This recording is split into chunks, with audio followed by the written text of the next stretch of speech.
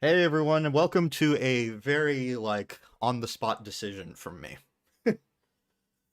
So, this game has been out for a very long time, and I've always wanted to play it. I just, honestly, haven't really gotten around to it. And then I saw it was out on Switch, and it was rated E. So I'm just like, you know what, I'll pick it up. It, Now, I'm doing it, I'm doing it now. Welcome to the If My Heart Had Wings. I would like to say audio's coming through, but not video. Oh.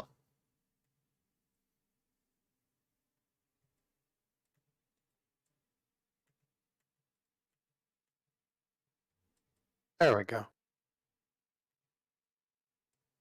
Apparently Pull Top are the people who ported this.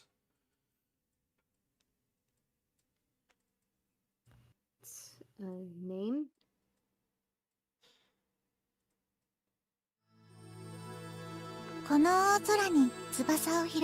That's loud. For you, it's loud. Probably for the stream too. Yeah, let's turn that down.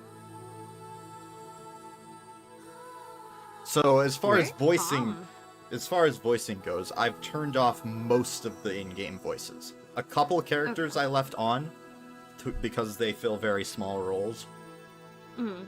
I turned off all of the significant characters. I'm assuming, Liam, you're just going to be protagon. Yeah, you can be any of the males that appear, of which there are actually several, so... Okay, good. It's not one of those just like games that is like, oh yeah, we have 5 women and those are the only people that exist in the universe apparently. Truth. Aside from you, the lucky dense protag-kun. Protag-kun. Alright, let's check the... No, message speed 100%. I want message to go as fast as possible. I really like that you can... 100%! I will say, there are very few male characters, but they do exist. There are males in the other category, who are just random other dudes, and then there are 2 others. A guy named Tatsuya, and a guy named Masasugu? Masatsuga. Yeah. I could be completely butchering that. Liv Cook. really It has funny. been a while. Because of, well, my name in Japanese is Gureishi, And just and then Liam's yours would be Riamu, because they don't just have, or Liama or Liamu? Liamu is Liamu. more Yeah. normal. Then I- Alex. Arexu. Okay. Yikes. Arexu. Just food for thought. It's going good, Liv. Wow, that means we got more viewers on the If My Heart Had Wings than we did on the Skyward Sword. We're at 2 right now. Big oof. Who's the lady with you? She sounds pretty. Aww. I know I'm pretty. You don't need to say it. No! Yes, you are so pretty, Alex. So pretty. This is Gorgeous. This is Gracie, also known as LZ Disney Girl. She's been around on my channel for quite a while now. Hiya. Jeez, how long has it been? At least 3 or 4 years? I wanna Since say? 2017. So, like 5 years at this point. Dang. Yeah. Wow, yeah, like this September or August, it will have been 5 years that we've known each other. Wow. Does she stream herself? She attempts to. Oh, it's so bad. Her equipment is subpar. A laptop, okay? I play all my games on a laptop. Yeah. It's a very good laptop, very good laptop, Stream. but cannot Stream. handle playing a game and streaming. Yeah. I can stream on the PS4 though, so Yeah, true. Anyways, There's nothing else, so let's get started. yes, If My Heart Had Wings. Alright. Just no background, we're just going straight in there. yep. Let's go.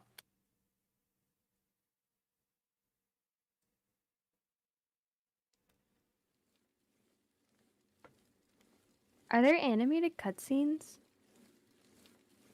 I suppose that answers that question. I always thought road bicycle racing was one of the hardest sports around. Hill climbs were the worst. While putting strain on every muscle in your body, you had to continue pedaling without stopping to climb a steep hill. During those times, I always thought, I can't do this anymore. I'll make this race my last. Even though I had that thought every time, in the end, I still took part in the next race. I trained so hard just to be able to endure those grueling hill climbs without stopping. Why did I do it? Because once I finished the hill climb, there would be a reward waiting for me.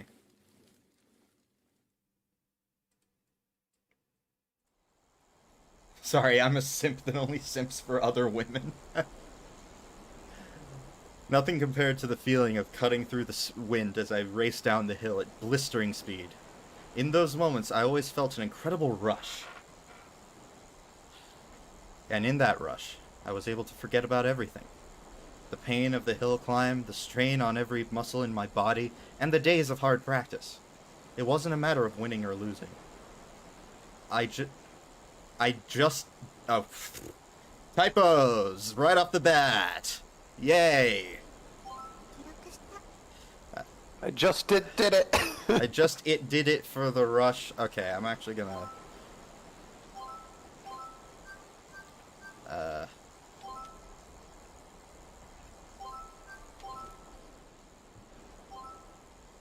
one more tick.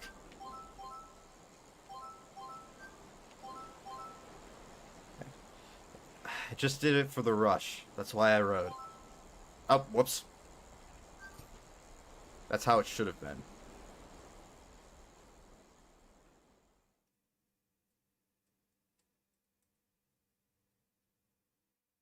Oh no, did he get in an accident? I was young and thought I was invincible. That was when the unimaginable happened. Suddenly, without warning, something was taken from me. I could also use the word closed or even lost. However, to express the emotion I felt at that time, taken would be the word that fit best. So, there was one thing that I learned. Life isn't all about having fun. I gained a lesson in life. The thing I lost was everything. I let myself get depressed about this, but I should have thought about it a little more. If something could be taken from me so abruptly, then something could be given to me as well. The wind blew. A gentle but strong wind. It wouldn't be so unreasonable to see it as a sort of encounter. What this could be the start of, there was no way for me to know.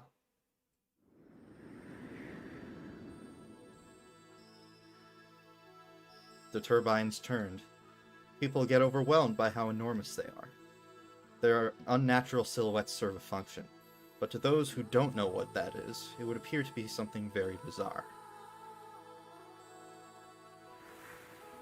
This music. And with how they were all lined up, they seemed even more overwhelming.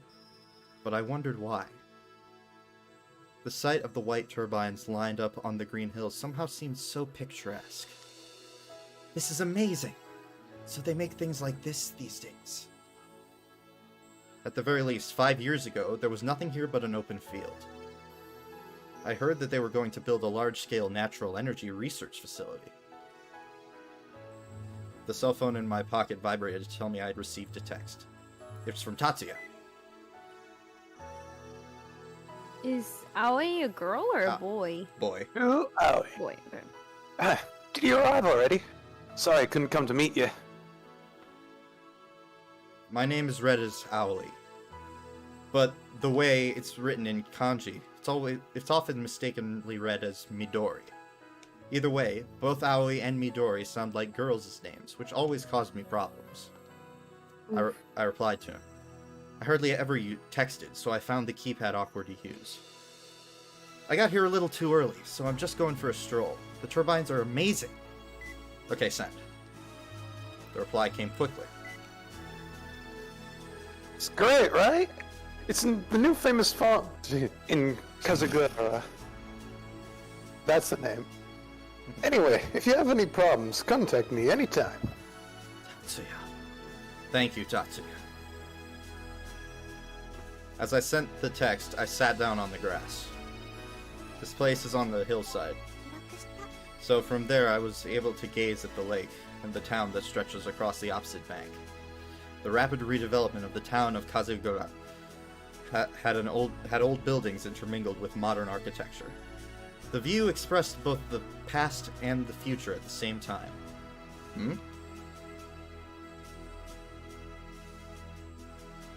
Something white flitted across my field of vision. For a moment, it looked like one of the turbine blades had come flying off, but there's no way that could happen. A paper airplane? Sounds like foreshadowing. Yeah. Oof. I got up and headed down the slope to look for it. The paper airplane, gliding gently, eventually lost its momentum and descended. Gotcha! I ran ahead, leaped, and caught it in midair. Where did this come flying from? Judging by the direction, it had come from the top of the hill. At a time and a place like this, could there have been someone here besides me? I took the paper airplane with me and I climbed up the slope. I managed to get to the top.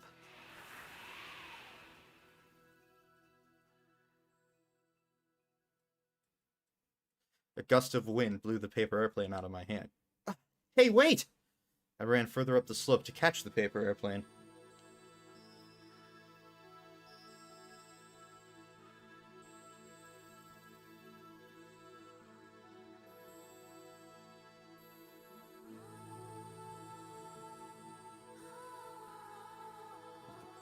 Let's see. Heart No. had wings, pretty sure. Then, just as I finally caught it,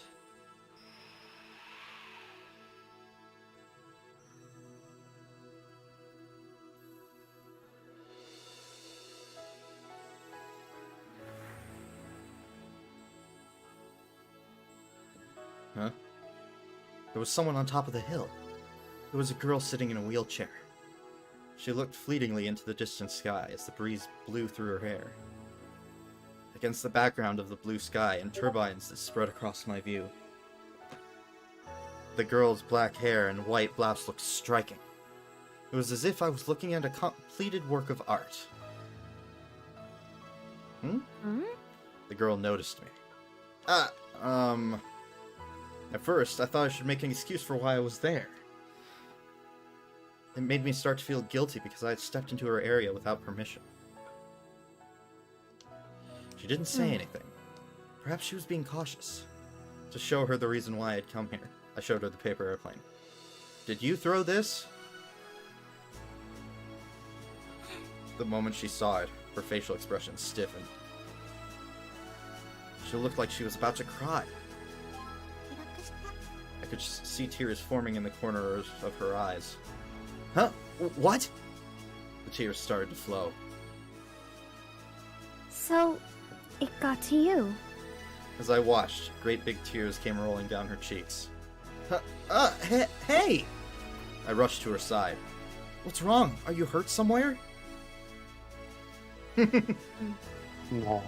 As she shook her head, she held my hand, which I had unconsciously held out to her. Her hand was small and trembling. I was scared.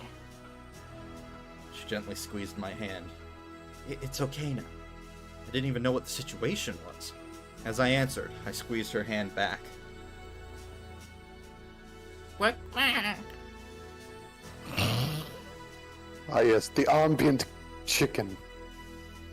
Oh, hang on.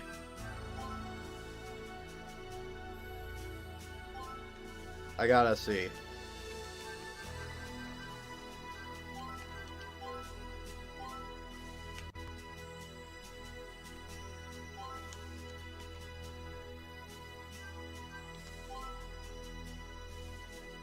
Come on. Yes! Oh, it's another dude. It's another dude. Wait, so that's me then. Quack. Quack.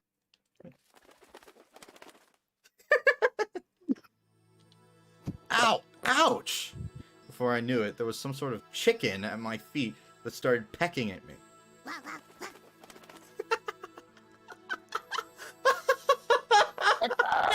duck! Dapper duck. It's dull and dark right there. Oh, that hurts. What is this thing? Stop that! Hattie! Hattie, as it was called, calmed down at her command. Is it a duck? With its yellow beak and white feathers, what I thought was a chicken was obviously a duck. For some reason, it was wearing a hat. I'm sorry. It's because I was crying. It seems like he mistakenly thought that you made me cry. Oh.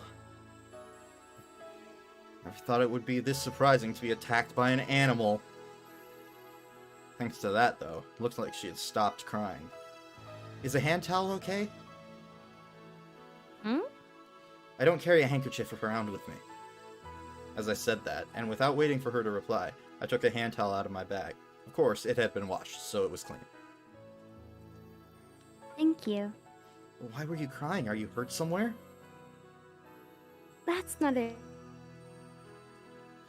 As she answered, she pointed to one of the wheels of her wheelchair. From what I could tell, it had gone flat. You got a flat tire. I've been stuck here for an hour already because of it. That was a terrible thing to hear. Just a mere flat tire for her was like having her legs taken away.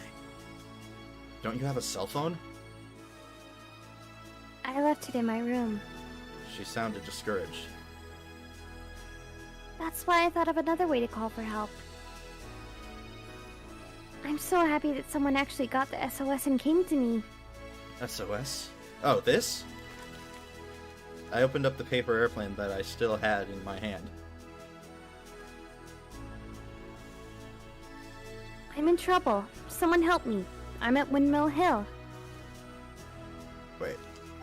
Hang on. Hang on. Oh, okay. Start crying out of fuck!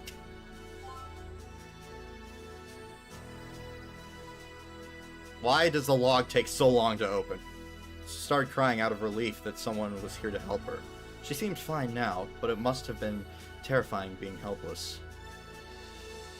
Hold on a moment. I rustled through my bag. Hmm? When she saw the tools I had taken out, she seemed confused. Would it be okay for you to get off for a moment? Why? I'm going to fix it. You can't go anywhere if you have a flat tire, can you? Well, yes, but, would you be able to give me a hand? Would you be able to give me hand?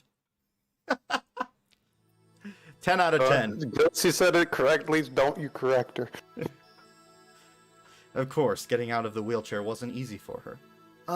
What should I do? From the methods I'd seen on TV, the care workers hold them from the front. We both looked as though we'd imagined that situation and froze.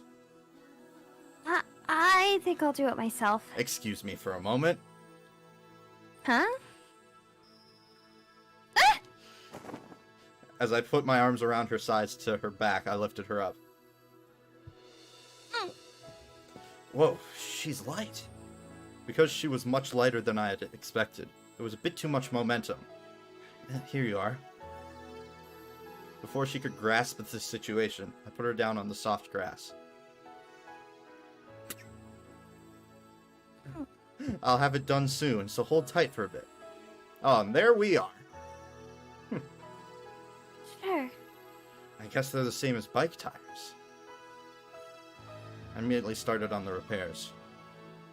Since I had my back to her, I couldn't see the expression, but I had a feeling she was looking at me with contempt. As I was working, the duck was waddling around me and pecking at the soil. Is this duck your pet? No, he isn't. We're housemates. Housemates? I thought I'd go outside, and he started to follow me. Hattie didn't go too far. You'll get left behind. She's talking to the duck. There. Wait. Oh. Yeah. Hattie, don't go too far. You'll get left behind. Are ducks able to recognize their own names? This one responded to his own name. Hey, he's pretty smart. He sure is. That's why he was so much trouble. He's always getting into mischief. As I looked at the duck, I saw her legs laid out on the grass. I guess she can't move them. There are several reasons why people need to use a wheelchair, but it looks like she had a disability in her legs. When I picked her up just now, her body stiffened up with surprise. There was no strength at all in her legs. The duck returned from his excursion. While walking around her, he was occasionally trying to jump onto her lap. Get off of me. She pleaded as she pushed him down. As I watched this from the corner of my eye, I continued repairing the tire.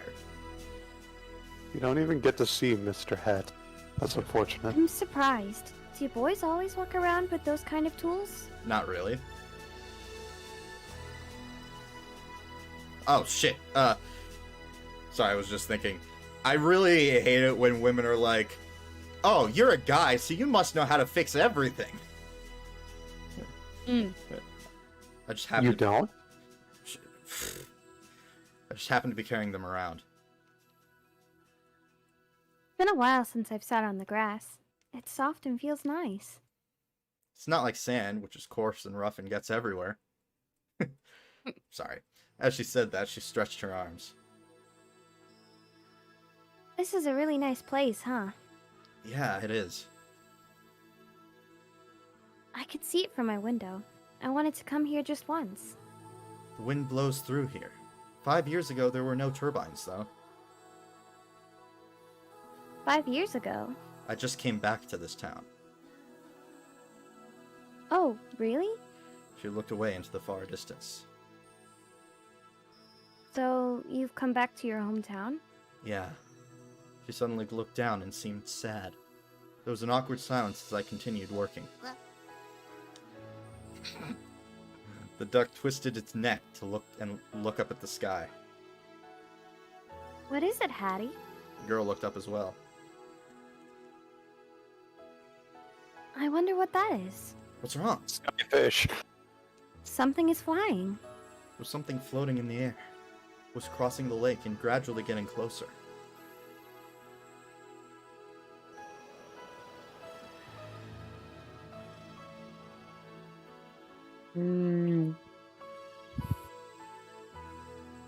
At first, Looks I thought like it an was advanced private jet. a paper airplane that she had thrown coming back to us. But it wasn't. It couldn't have been. It crossed the lake and eventually reached above the small hill where we were. An airplane? It wasn't paper, it was a real plane. But what was up with it? The silhouette was much thinner than any plane I knew, and the wings were long. It's a glider. No doubt about it, that's a glider. A glider? I repeated the name to confirm what it was and looked into the sky again.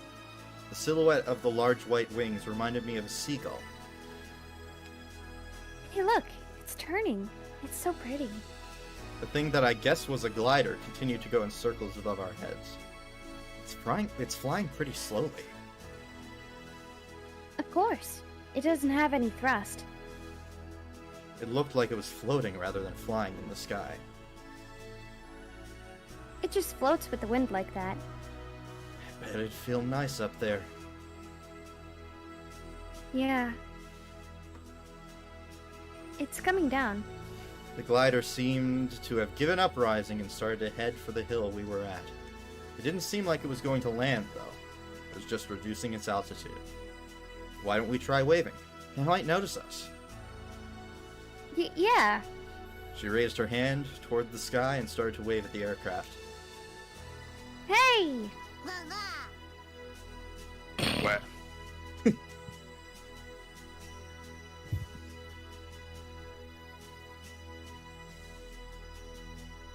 I didn't know if the pilot noticed us or not, excuse me. However, the gleaming light which reflected off the wings looked as if it were answering to us. Then, the glider turned its back to us and flew back to the other side of the lake, where it had come from. It's gone. She mumbled sadly as she lowered her hand.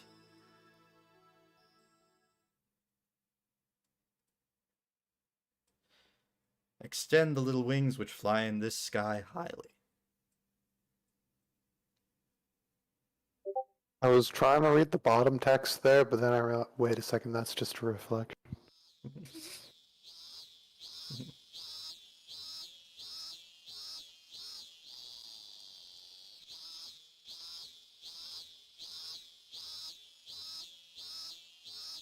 Cicadas can go die in a hole. Fixed the flat tire and followed her into town. We got to the residential area, located on the opposite side of the lake where Windmill Hill is. Here is fine.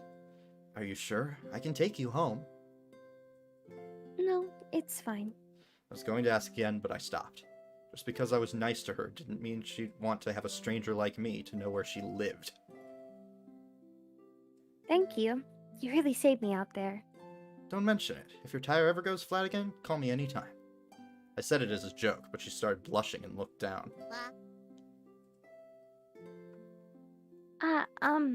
Thank you. You already thanked me. It was quite fun. Like spending time with a friend. Yeah, I feel the same. And I was able to see something I usually don't. The glider that we had just seen was now flying above us. Me too. That's the first time I've seen a real one. It just made some wonderful memories. I just made some wonderful. She murmured quietly and giggled. Her cute smile matched her lovely appearance. Well then, I'd better get going. Okay, take care. Bye. The wheels squeaking as she pushed the wheelchair along with her hands down an empty street. Behind her, the duck wearing a hat waddled along with her. Hey! She stopped her hands and turned to face me. See you again! Her expression seemed pained. She left without saying anything. She sure was cute! I wondered where she was from. Her appearance was quite elegant, as if she were from the daughter of a rich family. A little lady with a duck. It was an odd combination, but it seemed like a good match. Okay, I'd better go. I had to make my way to the Flying Fish Manor dormitory. Due to certain circumstances, that was going to be my new home. While walking along the gently sloping streets, I looked up at the clouds moving above us. Fuck! Can I please speak English? It's okay, we're all struggling, it's fine. Floating so freely like that, they reminded me of the glider. The distinctive silhouette had left a mysterious impression on me. Quack. Quack, quack. I mean, hey, at least you get English. I speak in duck now.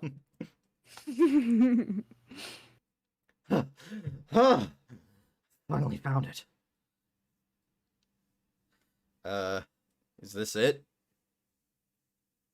What do you mean, is this it? That's gorgeous! Flying Fish Manor. The name doesn't match the appearance at all! It was like giving a tough-looking Japanese mastiff a name like Lily. Hey, Lily is a gorgeous beauty. You do not disrespect her At least like call that. it Maison du Flying Fish or something. No wonder I couldn't find this place. I'd completely ruled out this place and ended up walking around in circles. I couldn't believe this was it. Flying Never Fish judge a Manor. book by its cover. There's no doubt about it. Even so, I'm still not entirely convinced. Actually, I was very familiar with this place. Oh god, it goes to dark. When we were kids, we used to call this spooky-looking mansion the Witch's Mansion. To test how brave we were, we'd often sneak into the yard. We just thought it was some rich guy's house, but never expected it to be a dormitory. Keifu Academy Student Dormitory. I can't just stand here in shock. Okay, now, I'm ready! I took a deep breath and stood up straight. This guy sure does like talking to himself. Hello? Oh, a visitor.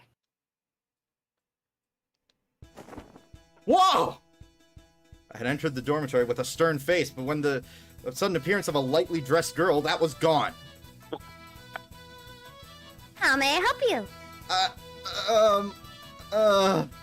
Why? This game's rated E, by the way. I mean, in all fairness, this is like probably the closest it'll teeter that line. Yeah. She was the one who should be worried about being seen, but I was the one feeling the pressure.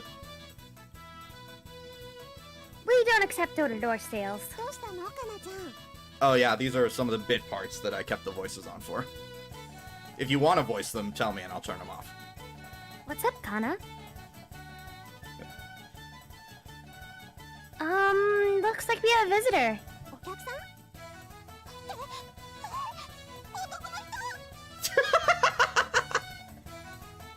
Scandalous. Another girl, wearing clothes, looked at me and let out a shriek. The glasses she wore looked like they were about to slip off.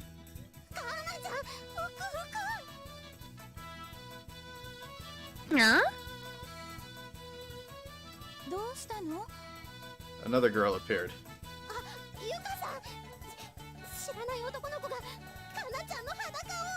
Not quite. Not quite. Huh? What? No, that's not true! Like some sort of miracle, my cell phone began to ring. It was a call from my mom. Sorry, just a minute. I quickly answered the call to escape outside. Hang on, I'm lower the background music volume.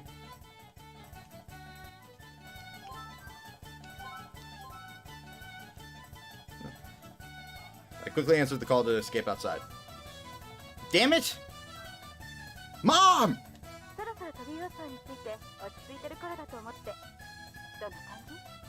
Oh my god. The place is full of girls! And one of them was in her underwear!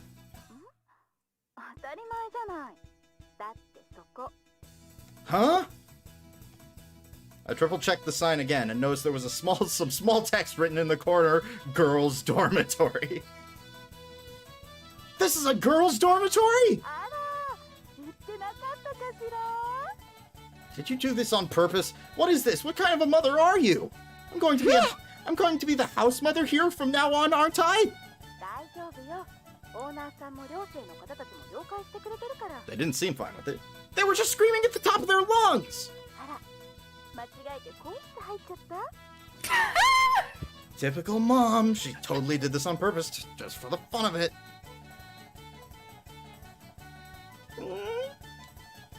The front door opened slightly and the girls from before were peeking through.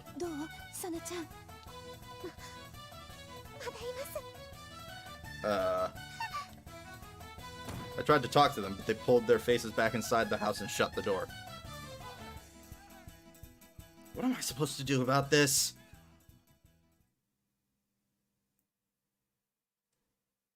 A few moments later. Well, this is a situation I'm stuck with. Oh, so you're the new house mother. While I was explaining the situation, the boarding students, apart from the girl who was lightly dressed, surrounded me but kept their distance. This won't work, right? A guy being the house mother of a girl's dormitory? I mean, it could work. The other girls hiding behind her seemed to agree.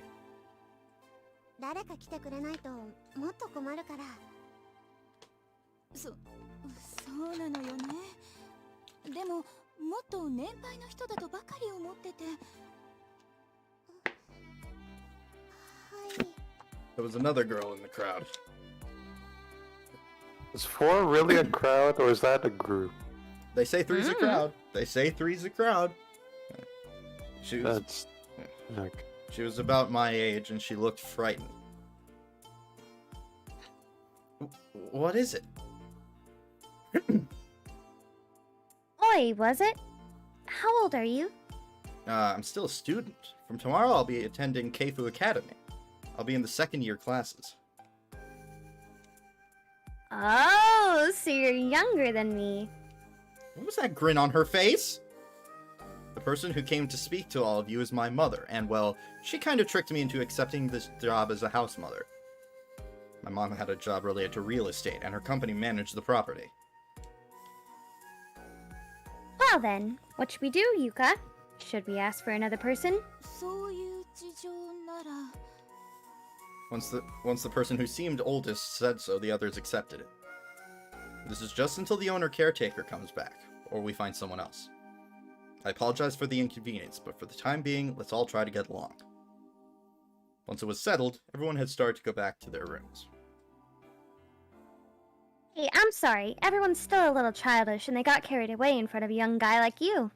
I'm Kanako Shigure. Gure. If you need anything, just let me know. Your room is at the end of the corridor on the first floor. Thank you very much. Was that all of the boarding students? The girl who was lightly dressed was Kanako. Also, there was Yuka, who was tall and the oldest, Sane with the glasses, and the frightened one was Ryoko. That's 4 people altogether. Well, there is one more person, but she's what you might call the reclusive type. Maybe she might come out of her room at some point. I see. That means there were 5 in total. Only 5 people in such a big building? Mom did say that there were quite a few vacancies. It was old and a little far from the school, so maybe it wasn't that popular. I've worked up a sweat. I guess I'll take another bath. Remember to put your clothes on, please.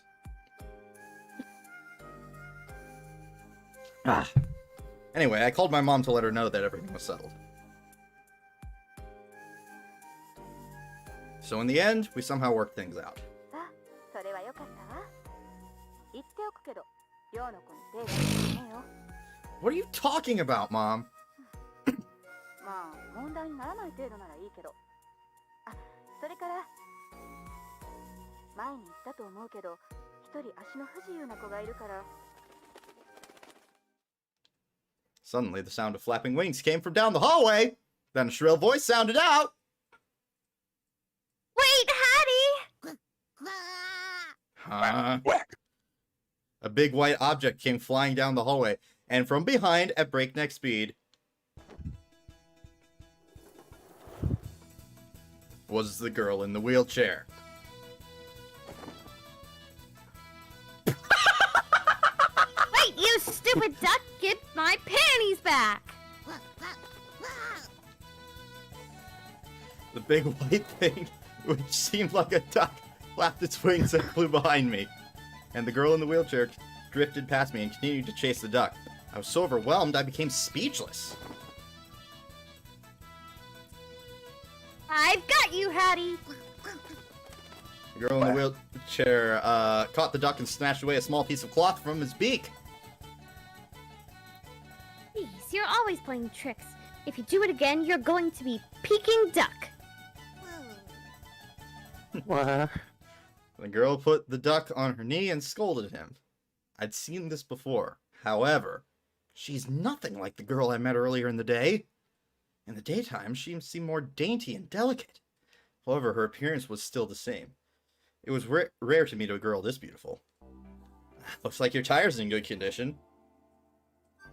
Hmm? Wait, what the fuck? She finally realized that there was a guy standing there. もしもし葵聞いてるの Yeah, what was it? 足が不自由な子がいるから面倒見てあげてねって話よ Sure, I got it. Talk to you soon, Mom. I replied back and then ended the call. Why are you... She got as far as saying that, but then noticed what she had in her hand and started to hide it. Why are you here? He's the new house mother, Katori. Kanako, who was taking a bath, poked her head out. Really? What do you mean? Nobody told me about that. Even if we tried to tell you, you hardly ever come out of your room. You mean the new house mother is a guy? You see that? From the looks of her, that's what it looked like she wanted to say. We already had this conversation. The girl called Kotori glared at Kanako. I'm the new house mother, Aoi Minase. I'm Katori Habane. Katori introduced herself to me, but I still didn't feel welcomed. This is Hattie, but you know that already. Hattie turned to face me and flapped his wings. He's a smart one. Are you really the new house mother? Yes, that's right. So you're against it. It'd be understandable if she didn't like the fact that a guy was going to be the house mother of a girl's dorm. Katori closed her eyes and took a deep breath. Katori? Forget about what happened earlier today.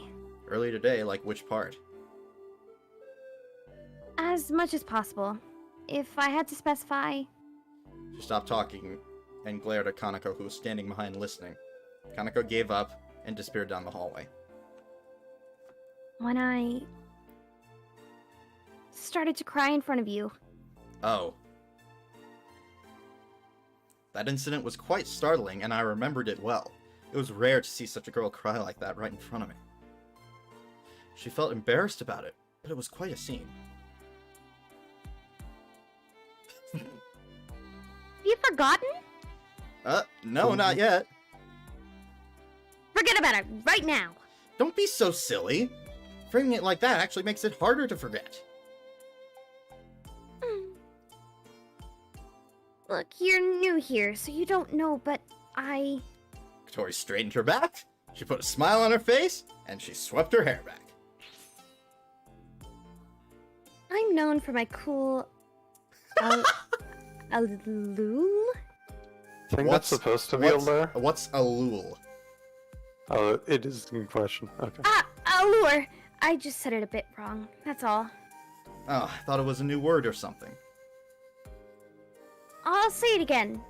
Let me do it again. As she said that, she tried to straighten her back and put on a smile. That's enough, I get it, alright? Jeez, you're such a jerk, nitpicker, lowlife. Tori used just about every insult there was, then turned her wheelchair around. She hurried back down the hallway and went back into her room. Hattie, who was thrown off the wheelchair on the way, chased after her to the room and entered through a small door at the bottom. All I could do was watch. Adorable. Needless to say, the dainty and delicate impression I'd had of her was completely gone, and the feelings that I'd so quickly developed towards her disappeared with it. Oof. But... cool Alul, huh? When I remember her sweeping her hair up and saying cool Alul, full of confidence, it made me want to laugh. She's a funny one.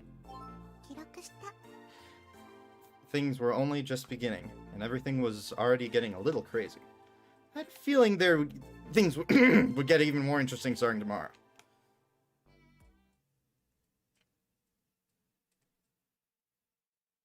Extend the little wings, which fly in this sky highly. You'll see that a lot, by the way. Is that like just the loading screen? Yeah. Yeah. Seems so.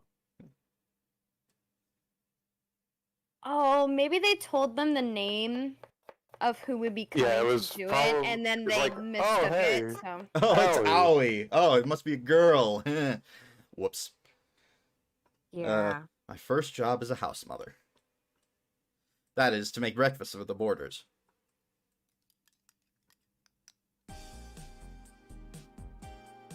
This is great. Ollie, you're good at cooking. Can I have some more? Sure. Plus a little extra, right? You know it.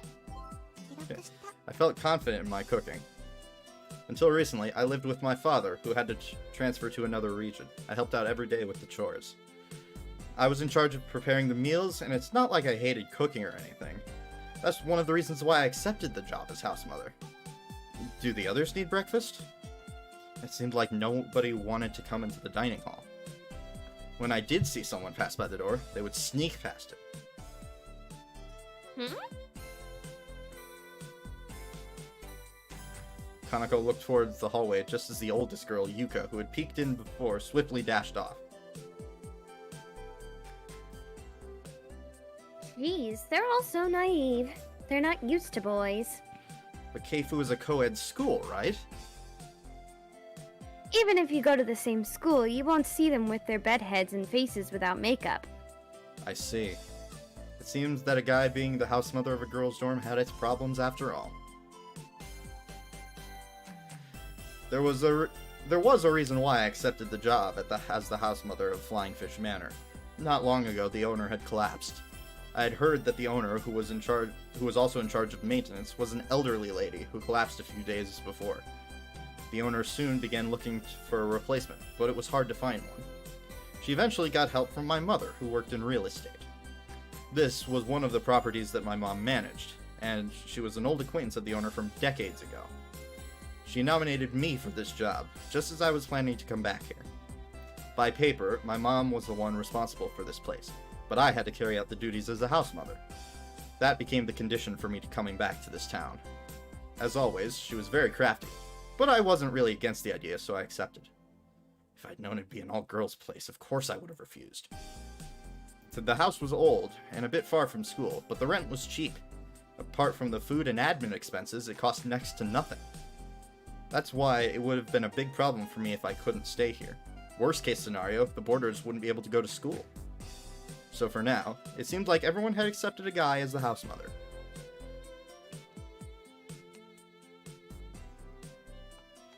Thanks for the meal. That was good. Kanako stacked up the dishes on the counter and licked her lips in satisfaction. Everyone will get used to you soon. Well then, I'm off now. She'd eaten it all. Not even a single grain of rice was left. To have people enjoy my cooking feels pretty good. I felt deeply relieved. I was happy that she enjoyed my food. Oh no, I better get ready for school. Oh, well, hello there. Kotori was at the entrance of the dorm. She was dressed in her uniform and looked like she was about to go to school. Morning, Kotori. Morning. Are you going to school? Do you want to go together? Huh? Why do you want to do that? Why? Well... If you're worried about my legs, then there's no need. As she said that bluntly, she went out the front door. I don't have any friends at school, so I was just asked... Looks like we'd had a strange misunderstanding.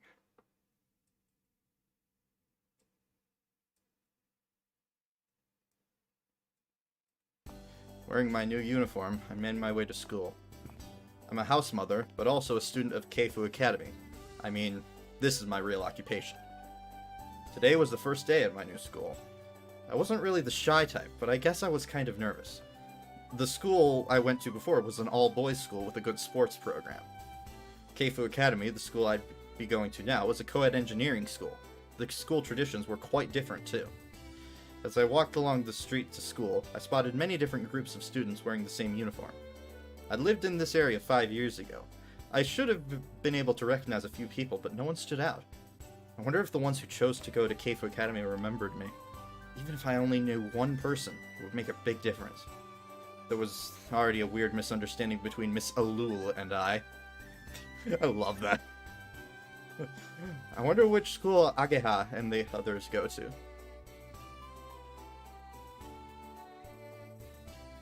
Oh god, pixels! They were my childhood friends who I always played with back in the day. It was Ageha, Masa, Hotaru, and Tatsuya. Out of that group, Ageha and Masa were the same age as me, but it had been 5 years since we last met, and we hadn't really stayed in touch. We did manage to exchange New Year's cards, though. That reminded me. The corners of the cards included small messages saying which school they were going to. I think. I hadn't told anyone except Tatsuya I was back, and I had been too busy or just lazy. I wouldn't even know what to do or say if I met them.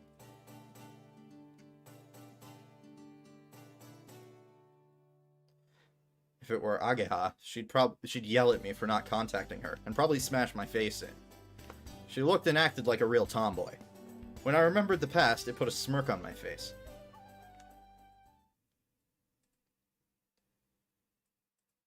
Oh boy, it's another Gracie line. Oh.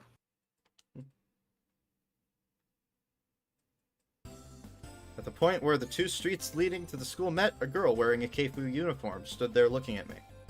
The other girls that she was walking to school with seemed puzzled as I asked her what was wrong. As if she couldn't hear what they were saying, she kept her eyes on me the whole time. From what I could make out, she seemed surprised. She's pretty cute. I stopped walking as well and started to stare at the girl. Until a few days ago, I went to an all-boys school. The sight of a girl on the way to school in her uniform, pretty cute too, caused me to get flustered, which was perfectly reasonable.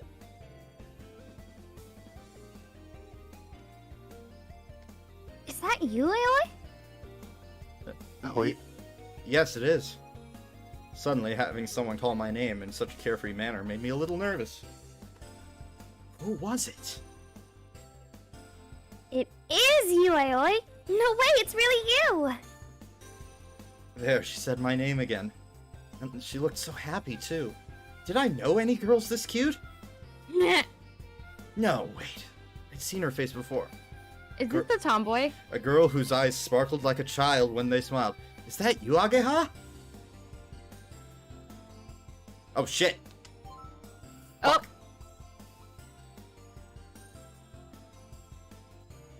Any day now, game. Yeah, of course it's me, Agea! How could you forget? She asked as she briskly moved closer, bringing her face right up to mine. It was definitely Ageha. She changed a lot, but if I just looked at her face, there was no doubt that it was her. Is that really the Ageha? Yeah, very funny. How many other Agahas do you know? Ageha!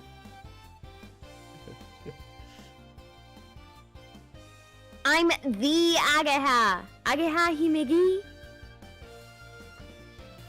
The other girls who were with her started to gather around me. Ageha turned to face them and introduced me. This is Aoi Minase.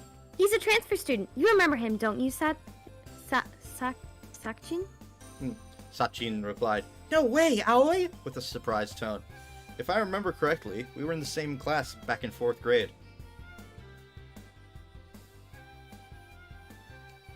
Aoi and I are childhood friends. He used to live here, but he transferred to another school, right? The girls seemed impressed by Ageha's explanation, and they looked at me with eyes full of expectation. Nice to meet you. I'm Aoi Minase. I greeted all the girls in front of me, wearing their uniforms, with a stern look on my face, trying to hide my embarrassment. Ageha laughed as she looked on. I never thought I would introduce myself in the middle of the street on the way to school like this, so I was totally unprepared. I'll say it again! Let me do it again! I could hear Miss Alul's words in the back of my mind.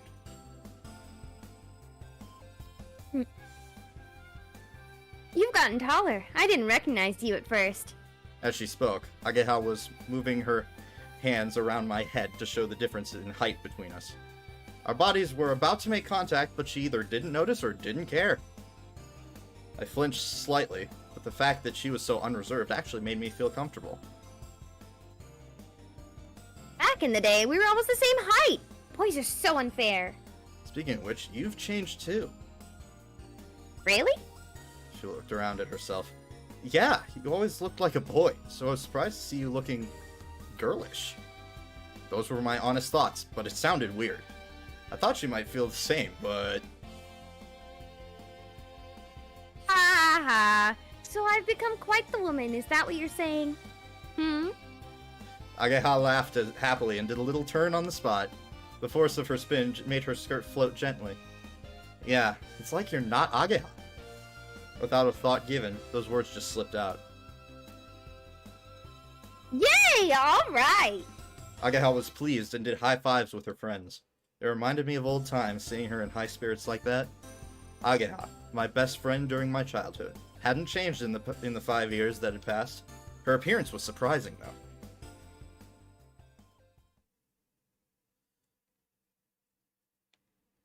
The lessons on the first day at my new school flew by in a blink of an eye. Of course, there were regular classes like Japanese and social studies, but there were specialist classes as well. I was still in the 2nd year, so there weren't that many, but it looked like the number of specialist classes would increase later on. By the way, this was a 5-year school. That's why, when I walked down the hallways...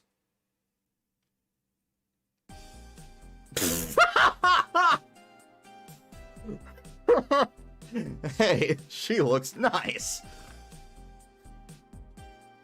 Coming from an all-boys school, I couldn't resist looking at the girls passing by. He's like, they're all pretty! It's like, don't... So you're already checking out the girls. No, that's not it. I just thought that they looked really grown up. That's all. I'm guessing that they're either in the 4th or 5th year. At our age, a gap of 3 or 4 years was pretty big. The upper class students looked mature in comparison. Also, although this is a technical school, the percentage of girls is pretty high. Oh? Why is that? I love... if this is the part I think it is, I love Ageha's next face. Without thinking, I really took an interest in that, and Ageha looked at me as if she wanted to call me a pervert. Well, when the school got rebuilt, they made an effort to accept more girls. I heard about that before I transferred.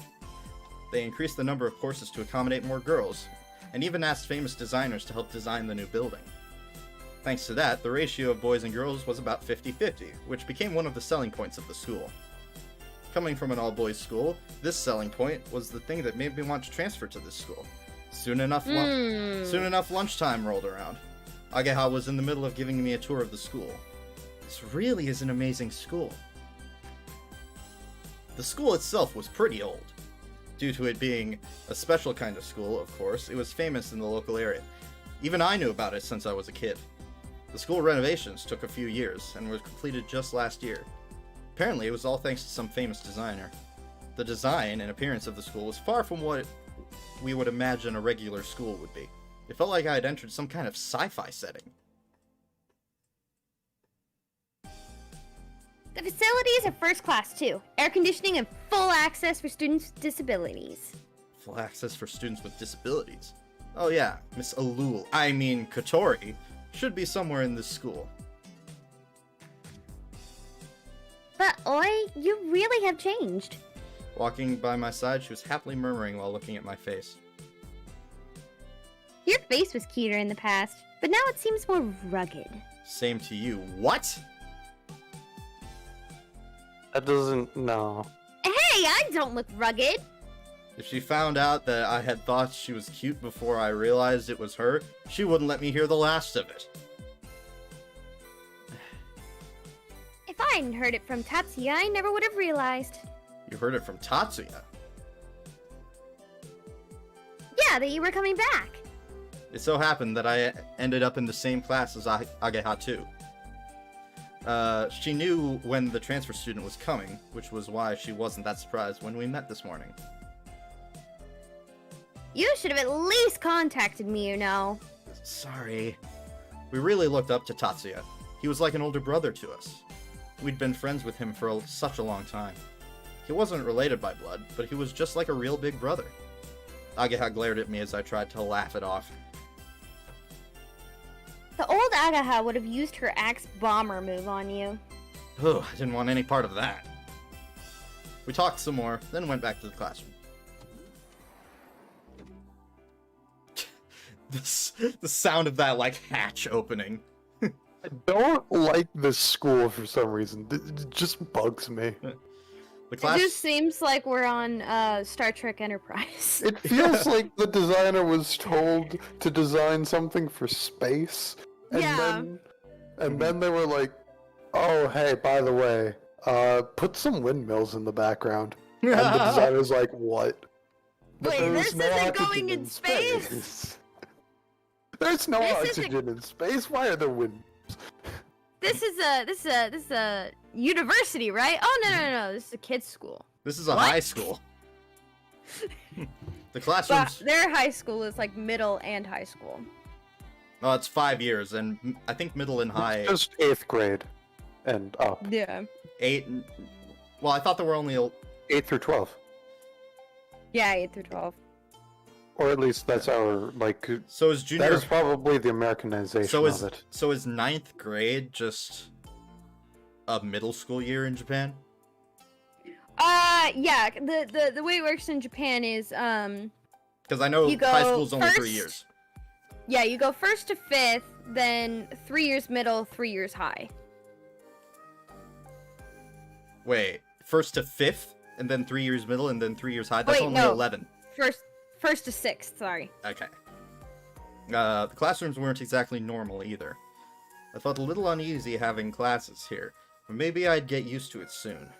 By the way, you won't. there's a girl in a wheelchair who goes to this school, right? No, I mean Katori Habane. Was it? I asked Ageha as we returned to our seats. I didn't ask what grade she was in, but even if it wasn't the same, I thought Ageha might know her. Yeah. Ageha reacted in an evasive way. It wasn't just Ageha. The others seated nearby also seemed to get awkward. Tori is actually in this class. It looks like she's not here today, though. According to the others, it wasn't just today that she'd missed class. On top of that, they talked rather harshly about her. It can't be. I mean... I thought about maybe explaining that she'd left the dorm this morning in her uniform, but I held my tongue. It was because everyone felt uneasy talking about her. Recently, she's been out of school for a while. Seems like she's not feeling well. Bullshit! Not feeling well. Yesterday, she went out to Windmill Hill, and then later she was chasing that duck around the halls of the dormitory. Hang on. Shit. Ah, so you're the one person that can call her out on her BS. It's true. And this morning, she left wearing her uniform. Is she skipping school? No, that can't. However, more worrying than what Kotori was up to, it was how the others reacted about her. Even Ageha looked like she felt uneasy talking about her. But I don't really know what the situation is, so I can't really say anything. Oh, this is you, Alex. Give me a moment.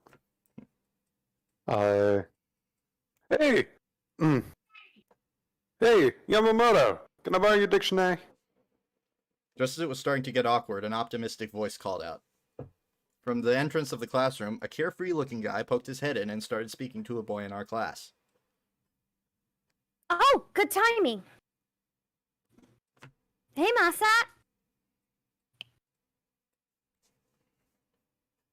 What is it, guy?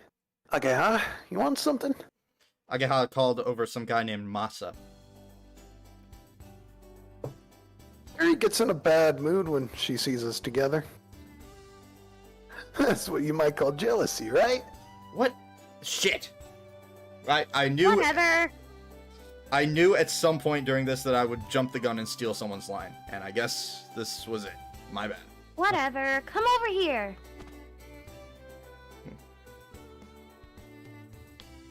Who's this? Transfer student? Okay, looks pretty cute, but she's like a dude on the inside, so watch out. Ageha both looked blankly at him for a moment. What? Long time no see, Masa. Huh? Masa gave me a puzzled look. It's me! Have you forgotten me? It's me, you say. Huh? What? Is that you, Midori?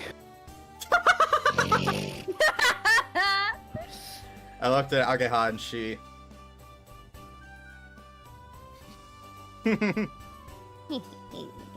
She wanted to surprise him, so she intentionally didn't tell him.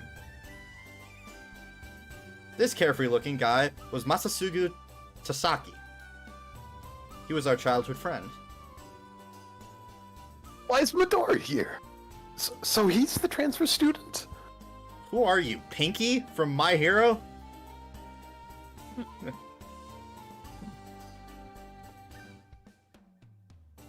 You're way too surprised. course I'm surprised. You seem well, Masa. You've gotten taller. Masatsugu used to be really small, but now he was about the same size as me. It wasn't quite like the change in Ageha, but in the 5 years, it looked like he'd grown to about twice the size. You do. We bumped fists with each other. It'd been a while since I did that with him. Is that really you, Midori? Yeah. I'm back, man. Welcome back, Midori! Oh. This time he gave me a full-on hug. Hey, cut it out. Okay, so this is what they call a passionate friendship, huh? We were the only ones who thought so, whereas all the girls around us were a bit taken aback.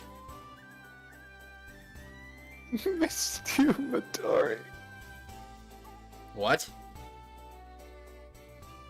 No, not really, you traitor! Masa suddenly backed off and thrust his finger at me. What? I thought you just up and left. You didn't even contact us. Do you even know what Ageha and I have been through, you jerk? Hey, don't get me involved in this. I love that face so much. I love everything about that face. Snow mouth. And after that, how dare you? I'm sorry, but it's not my fault that I had to move away. If you want to complain, go talk to my dad. I thought about writing a letter, but I felt kind of embarrassed. As a matter of fact, both of us really didn't keep in contact with each other. You traitor! I'll never forgive you! Oh, so he's a male tsundere. Oh, he is a male tsundere. I don't like you! You fuck! You're baka! Oh my god. Baka! After saying that, he stormed out of the classroom, forgetting about the dictionary that he was supposed to borrow. He hasn't grown up at all. There's that face again. It wasn't just us. Everyone in the classroom was shocked. I thought this might happen, which is why I didn't tell him. If he'd known, he would have been going off on full throttle like that from the beginning. You made the correct decision, Ageha. Even so, he did seem really upset about it. He recently got a girlfriend and he's really into her. Oh, the typical triangle mouth. When we were kids, he'd always follow us everywhere we went. It's fine. He'll soon go back to how he always is. That guy really likes you, Aoi. Don't say it like that. It sounds weird. Really? I think it's cute! When we carried on talking, the bell to mark the end of lunchtime sounded. Everyone put away their lunch boxes and got ready for the next class. Ageha headed back to her seat, but she stopped halfway and came back. What's up? Ageha seemed concerned about those around us and lowered her voice. I was wondering, how do you know Kotori? Well, the truth is, my mom asked me to be the house mother of a dorm. Lowered my voice as well. The house mother of a dorm? And Kotori's actually staying there. Oh, really? My mom asked me to take good care of her. Even if she hadn't, I'd be worried about her anyway. Ageha thought about what I had said. Her expression didn't look too bright. If it carries on like this, everyone's worried that she might not come anymore. It looks like she's not really enjoying school. She couldn't believe that someone couldn't enjoy school. You seem to like it. Me? Of course I do. School's a fun place. I guess. Well, I mean, if you're in a school like this... Yeah. It was still, Yeah. It was still my first day at the new school, but I was... No, do not perform a quick load. It's good that there's a confirmation there. First day of the new school, but I was liking it. Is that so? Ageha mumbled something and went back to her seat. No extending of the little wings that are flying in this sky highly, apparently? Okay. After school. I was alone and wandering around the school. This was so that I could take a look at some of the club activities. Film club, theater club, there's even an RC club. This was, after all, a technical school. Looking at RC. race car, I believe. Oh. Looking at the schoolyard from the window, I saw the sports clubs practicing in the heat outside. Compared to my school, things are pretty calm. The sports clubs at the school I used to go to were taken so seriously. The sight of training before a match was one of grueling harshness. Wait, my school? I was a student of this school now. I guess I'll go take a look. I went down next to the schoolyard to get a closer look at the sports clubs practicing. Before long, I started to feel a little down, so I left. The doctor said that if it's light exercise, it shouldn't be a problem. I stamped down strongly with my right foot, and didn't feel any discomfort. I saw the baseball team coming back from the running course. Oh, yeah. That one already had a voice, but... Hey, Aoi! It's you, Aoi, isn't it? The one calling me was an old friend. Taguchi! It's been a long time. I probably butchered that. Wait, so there are 3 guys? Ah, so you came back. Have you decided which club you want to join? No, not yet. I was just looking around for now. Baseball team! You'd be in the lineup in no time. When I was a kid, I often played baseball at the park. I recognized my teammates and players on the other team at the time, who were now on the baseball team. I'll think about it. As I casually responded, the baseball team headed back to the schoolyard. If we're talking about exercise, baseball and similar sports should be fine.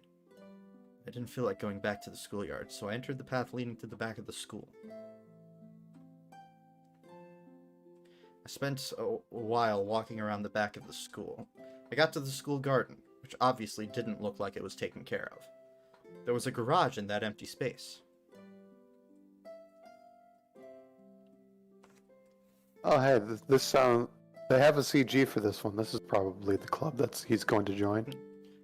Hello? I'm coming in. Looked like no one was inside, but I thought I should still say something just to let them know, just in case. Is this place used for club activities too? Or was it used for classes? I didn't know what they used it for, but there were many tools and parts crammed onto the shelves that cover the walls. Leave the videos Liam, cut the out. stream stopped, yeah. Ah, fuck.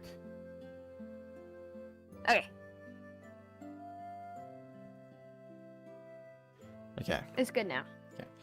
In the center of the space, there was a huge object covered with a sheet. The bitter feeling that had washed over me like a wave while watching the sports clubs strangely subsided in this place.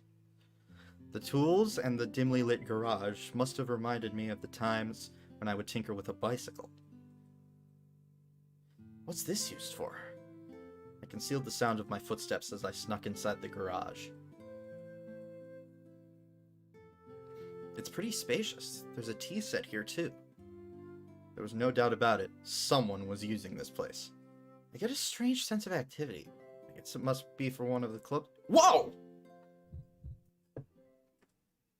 There was someone there! I was so surprised. I felt like my heart was going to jump out.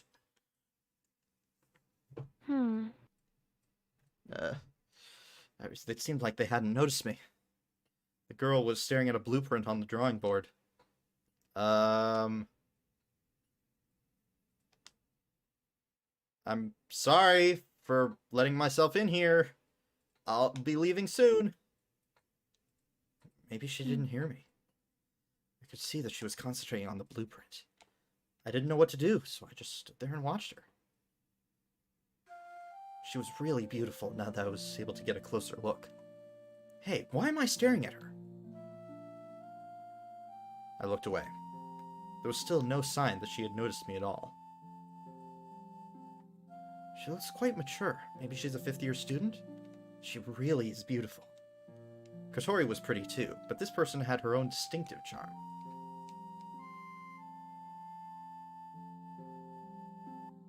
Aha!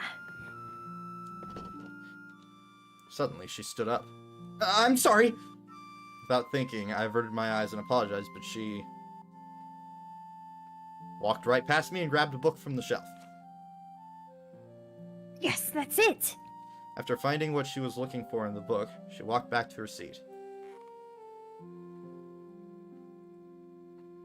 Aha! In good spirits, she began swiftly drawing the blueprints.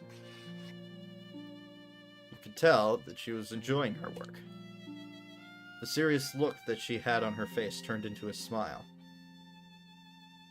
She smiles like a kid.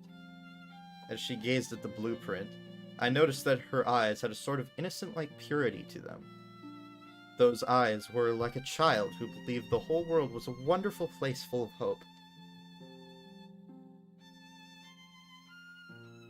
Aha! There we go. Her hand stopped. I didn't miss that. Excuse me! Hmm? She finally noticed me. Oh, hello. Even though I had unexpectedly appeared like that, she didn't show any sign of caution. She kept the smile as she greeted me. Hi. I wanted to say something to her, but I couldn't think of what. Something wrong? I'm sorry that I just let myself in here. I just transferred here today, but I got lost while checking out the club activities. I got a little more carried away and said more than I needed to, but she didn't seem interested at all. She gave me a puzzled look. I don't mind if you let yourself in here. She said it in a blunt way, but at least she didn't seem angry. He has a strange way of speaking. Well, I'm sorry, I better go. As I was about to leave, a huge sound echoed through the garage. What's that noise?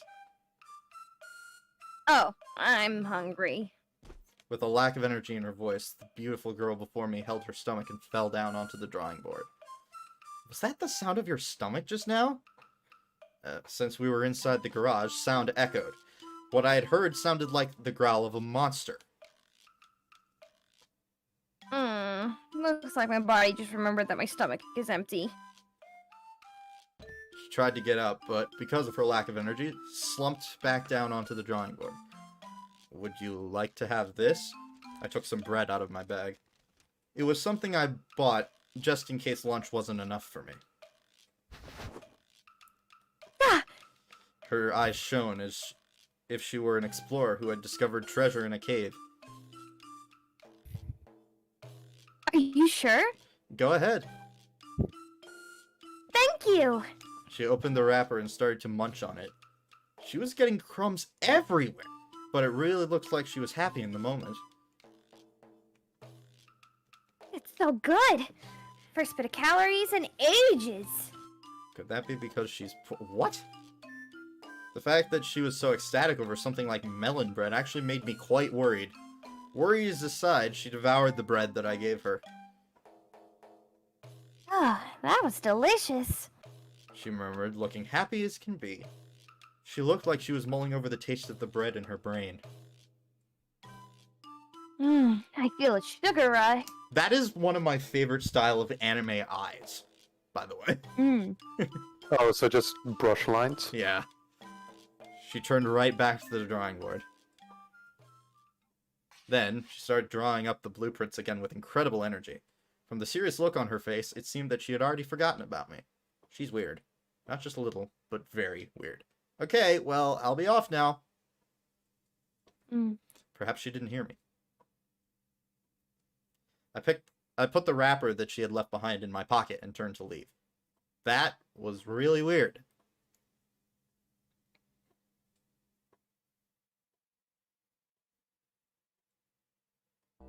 Well then, maybe I should head back. By the time I had finished watching the various clubs, the sun was starting to go down. Oh, there you are! Ageha was at the school gates. Ageha looked towards me and pointed the cell phone she was holding at me. I called you a few times to see if we could go home together, but you didn't answer. I told Ageha that I had been checking out the club activities before going home. Take a look at your call history. Huh? I left my cell back at the dorm. Why? That defeats the purpose of having a cell phone. Doesn't it say in the school rules that you can't bring cell phones to school? Which is stupid, by the way, considering... Yes. gone. That's... yeah. Yes, that's true, but does anyone actually follow that rule? As long as you didn't get caught. I wasn't all too worried about the school rules. It was just too bothersome to carry a cell phone around with me. Even though I got your number, it doesn't matter anyway. How do you know my number? 5 years ago, when I left Kazagura, I was still just a kid, so I didn't have a cell phone. If only kids nowadays didn't have cell phones. I got it from Tatsuya earlier. He gave me your text address too, so I can bombard you with texts. What? Don't bother. It's too much hassle. Texting was a real pain, so I didn't really like it. Thank you! That is... I 100% agree with that. See, I'm completely opposite. I get social anxiety calling people. I'd rather just, like, send them messages over text than call. And I'm the exact opposite of both of you. I get anxiety whether I'm texting or... Do you need help? Probably. I mean, I have anxiety too. I have anxiety over both, but I feel like with texting, I'm just like, if someone sends me a text, like, I'm worried that I might, like, forget about it and accidentally ghost them. Whereas if they call me, it's like, okay, I have to do this now. I guess. Yeah. But it looked like Ageha wasn't listening and started walking on ahead. What the fuck did I just do? Oh, I pressed B.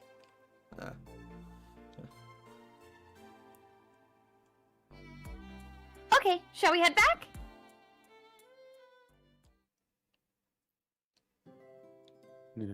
I mean, in all fairness, before we continue, just on the subject of phones, though, I would like to say that phones not being allowed in school, honestly, probably a good thing, because, like, I would like to state that I remember more of how I shouldn't be on my phone every 5 minutes than how I should, like, structure sentences appropriately in English, because of how bad my English classes were with phones. Yeah. Well, I feel like personally, children should only have phones if they're flip phones, so that they can contact their parents to pick them up. Yeah. And stuff like that, but But they I should only mean, have like a flip Here's phone. the thing, marketing exists. Marketing. Yeah. I'm just like, can't schools just be more strict about having them out in classes? Yeah, No, just don't have because them out in classes. No, because my precious little baby won't be able to exist Sure. without a cell phone and a 3-course meal and all straight A student privileges. Yeah, I mean, cell phones, I mean, you can use them at lunch if you want, but once you get into class, they're out unless, like, you know, you're playing Kahoot or something and you just want to play it on your phone with the class. Like, I remember my, like, middle school, like, banned all electronic devices except cell phones for that reason. Oh, That's just so they kinda could... dumb. Like, just, like, all except... Oh, wait, no, just flip phones? Or... Because it was probably back when, like, it was, like, iPhone. Well, like, before iPhone, right? I think, like, it was very early smartphone days. Yeah, even so probably even though Blackberries. it was very early smartphone days, literally every other person in my class, like in my class in elementary school, they all had like iPhones and crap or iPods and stuff, and I just had a rinky dinky little flip phone when I got to middle school, but I had nothing in elementary school. Yeah, until I got to high school, the most I had was kind of a sliding phone. Not a flip phone, a slide phone. Those are sweet. Honestly, this is what I think should happen. I love my touchscreen and all. I just think the touchscreen should be a bit smaller, and then and that there should be an attachable little mini keyboard. Because that mini texty keyboard on those phones was really nice. All right. I mean, listen on here. Android. I'm in the marketing department of Sapple, and we're going to decide that we have, we need to make a quad screen phone that has all touchscreens, guzzles batteries like no other, and you have to have a very specific charging port for it. Yeah. No charging port, no headphone jack, Bluetooth charging only. No. Wireless charging. So you have to buy this $50 wireless charging device And also, on top of the phone. we don't actually include speakers in it, so you also have to buy a $125 on-brand speaker. That is the only thing our phone connects And now to. you can never listen to music on a plane. Whoop whoop. Yeah. Anyways, Sorry, that was a bit of a tangent. that was a Yeah, we rant. went on to a phone tangent, but needed to be done. Okay. How's your first day at your new school? I guess it was pretty good. It was different to the sports schools or regular schools and had a special kind of atmosphere. Everyone looks like they come here to hang out and have fun. You could say that. Everyone comes here because there are things that they want to do. Things they want to do. Have you found a club you want to join? I don't know. There were a few that seemed interesting, though. Sport clubs here aren't that great, so you might find them kind of lacking. Hang on. What do you do, Ageha? I'm in the robotics club. We make robots and enter contests. Robots. That sounds interesting. You're always welcome, Aoi. Yeah, I'll think about it. Well then, I'm going this way. Huh? Isn't your place around here? I moved. Didn't you know that Kazami Shopping Arcade is no longer there because of the redevelopment? Hold on a second. Not the shopping arcade. Whatever will we do without our shopping for green beans and our desire to play Pac-Man? Desired what? No way, seriously? Pac-Man? They built a huge shopping mall. My family's shop moved there too. I'll take you there when we have a day off. See you tomorrow. Hey! What? Thanks for everything today. No prob. Just buy me a parfait next time. That'll be enough. No, I mean, that you stayed as a friend. Ah, sure. That was a big help. Me too. Apart from your appearance, you haven't changed a bit. Ah, and your appearance isn't that bad either. This is secret information, but today, a few girls asked me to give you their number. Oh, give them your number. Sorry, yeah, that. That means something very different. Shush! Seriously? Uh-huh. You've got quite an eye for the ladies, I see. I think they have an eye for me. No, don't try to deny it, Midori. So what? I didn't have that kind of thing at an all-boys school. Well, I guess this is normal for someone your age. In the time since we last met, you've grown up. Ageha looked happy as she said that. So have you. To be honest, I thought she would have grown up to be even more rough and tomboyish. That's right. Hmm? Ageha started smiling softly. Looking at that innocent smile reminded me of how Ageha was when she was still just a kid. Oh no, why is it not loading the new screen?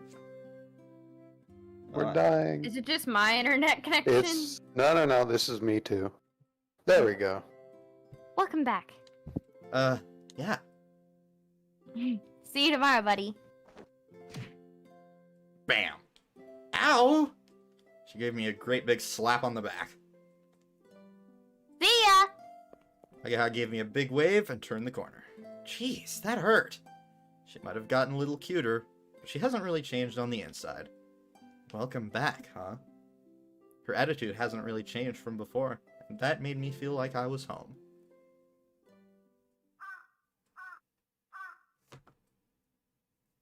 Quack, quack! After Agahal left, I went shopping for groceries on the way home. It's gonna be hot again tomorrow, so I should make something to give them energy. I was already thinking of what to cook. Oh no, I forgot to buy milk! Luckily, there was a convenience store right in front of me. It used to be a tobacco stand. It's a little expensive, but I guess I don't have much choice. As I was thinking to myself. The door opened, and the self-proclaimed cool allure came out of the shop. She had a bag on her lap, and a smile on her face. She didn't notice me, and went back in the direction of the dormitory. That girl. What was she doing? I gave up on buying the milk, and followed Katori. No! When she got Milk back... is needed! When she got back to the dormitory, Katori opened the front door just slightly. Hattie! Hattie! She called Hattie from the door and spoke to him about something. She was being sneaky and acting awfully suspicious. Go and see if he's here or not. You know, that mean boy. Is she talking about me? I mean, it was a girl's dorm and I was a guy, so... Anyway, I didn't remember being The mean to only her. guy. I had no idea why, but she was sneaking around to avoid me. If that's what you're gonna do... I headed for the back entrance of the dorm. I hid in the kitchen for the time being. Shh! Just tell her I'm not here. I doubt that he got the message. Confused quack. He left the dining hall and headed for the entrance. While I was waiting, I put the food in the fridge. After a little while...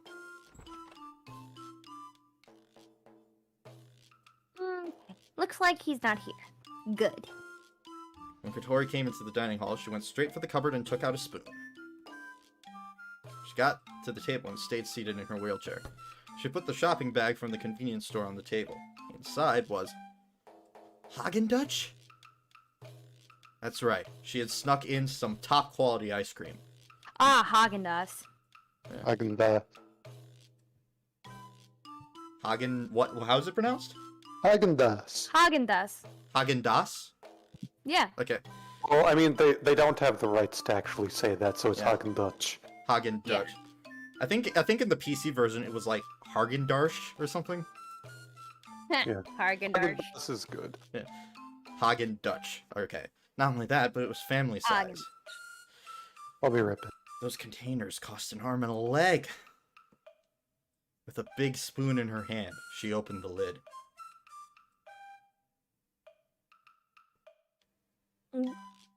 I'm finally gonna do it. Katori held the spoon over smooth surface and drove it into the Häagen-Dazs. She scooped up a big portion and threw it into her mouth.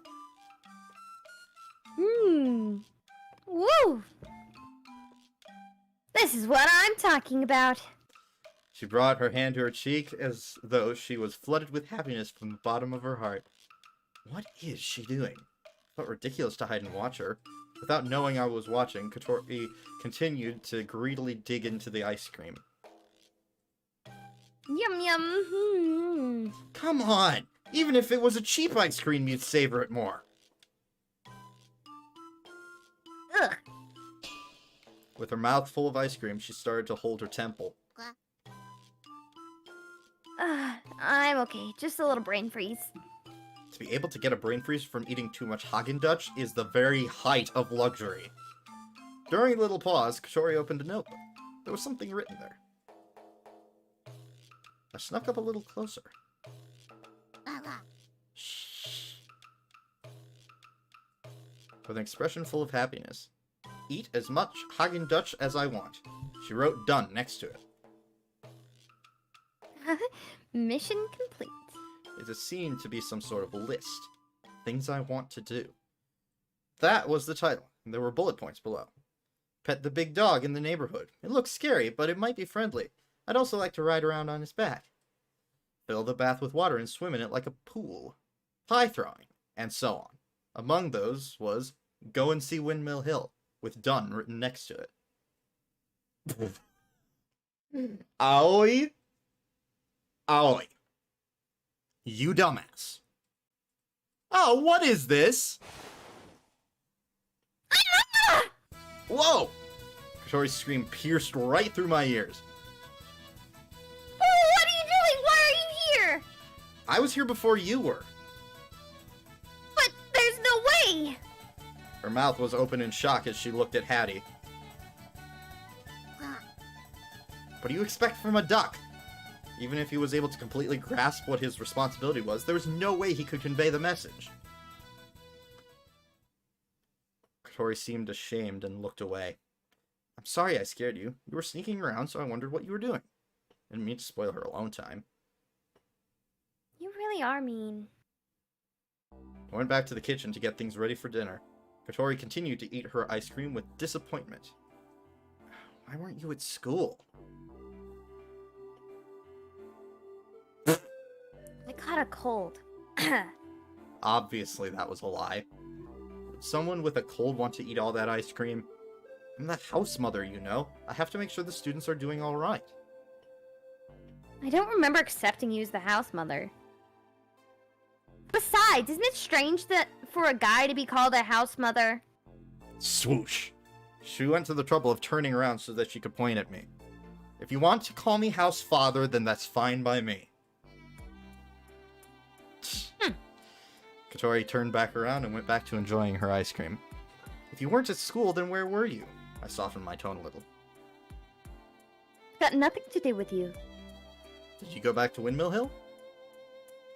Mm. She ignored me and kept eating her ice cream. It's got something to do with me.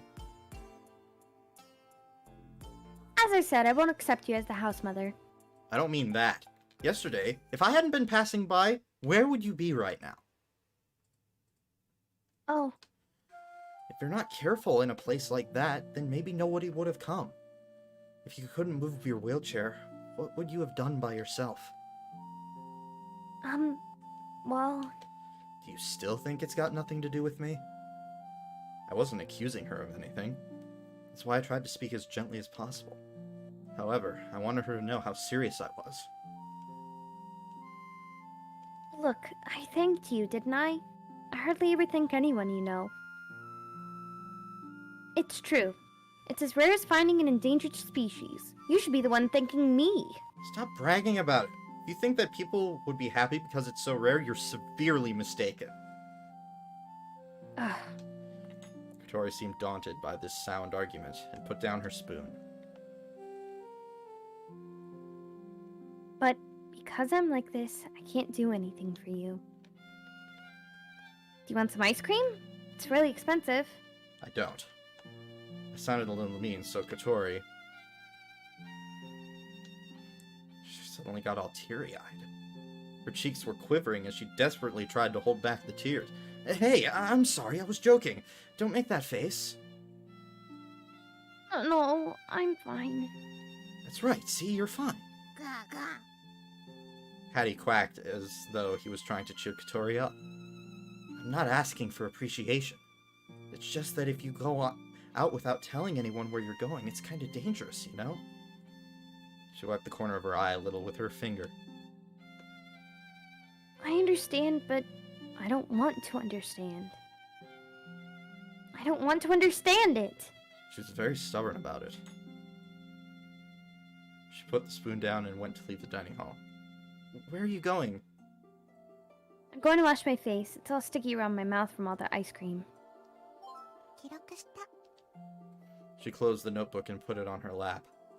Then, a piece of paper fell from it. You dropped something. Tori looked as though she hadn't heard and left the dining hall. Hattie went after her. As the sound of the wheelchair grew further away, I let out a big sigh. Maybe I came off a bit harsh. It's just that I really was worried about her. I didn't know anything about her, so perhaps I was just being a pest. Wait.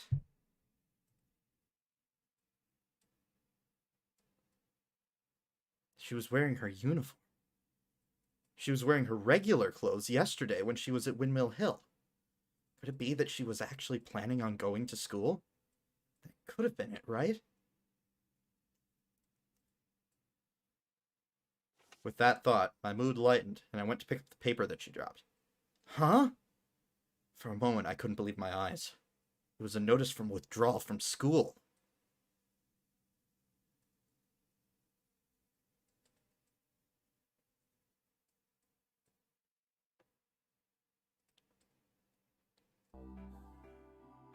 Hey, cheer up, Ollie. Kanako came to cheer me up as I was cleaning. Why? Why did everyone leave so much uneaten? It was really tasty, though. For tonight's dinner, Kanako was the only one who ate all of her food. Without exception, everyone else had food left over. Tomorrow, I'll try harder, so there'll be no leftovers. I felt renewed determination, and then the duck came waddling into the dining hall. Hello, Mr. Hattie. I see, you're hungry? Oh wait, do you have something for him to eat? There are some vegetables left over. That'll do. Kanako took the leftover vegetables and fed them to Hattie. Is this duck her pet? Are you allowed to have pets here? Nope, he's no one's pet. He's been living here since before I came. It's not clear who brought him here or when. That's why I call him Mr. Hattie. So the owner must have been keeping him. No, that's not it either. She said that Hattie just appeared out of nowhere. That's why, rather than being a pet, he's more like a housemate. Katori also called him a housemate. And there's yet a little door for him. Yeah. It's a mystery. Once she had finished feeding Hattie, Kanako got out of her seat. Okay, I think I'll go take a bath. Please don't walk around in your underwear, okay? Huh? Why not? Come on, it's summer. No! You're no fun. Kanako gave me a quick insult as she left the dining hall. Why does everyone have to insult me just before they leave? Felt a little hurt as I cleaned the dishes.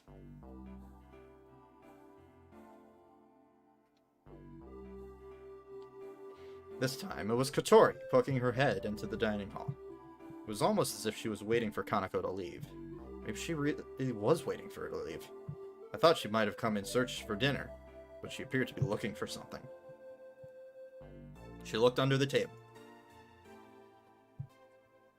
Hattie, you're in the way. Whoever voiced Hattie.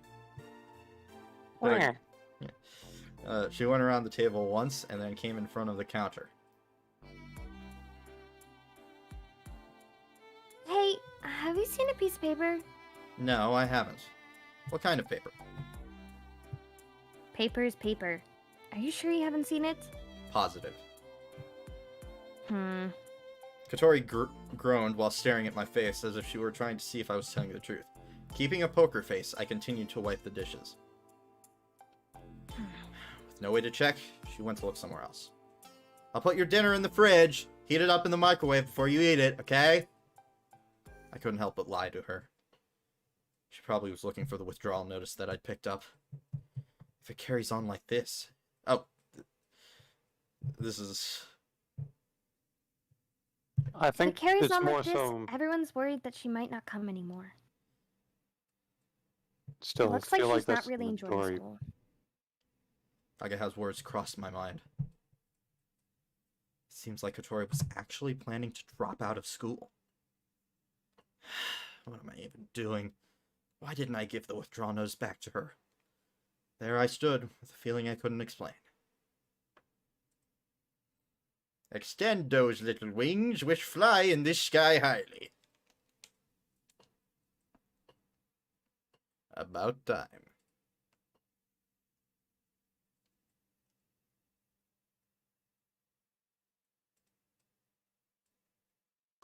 I mean, the transitions are really nice.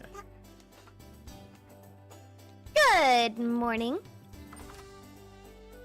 The doorbell rang early in the morning, and Agaha was at the door. Hang on.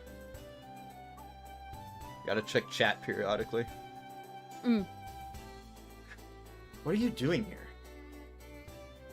So you really are the house mother. She remarked as she saw me wearing an apron. Isn't this place like the witch's mansion? I didn't know it was a dorm.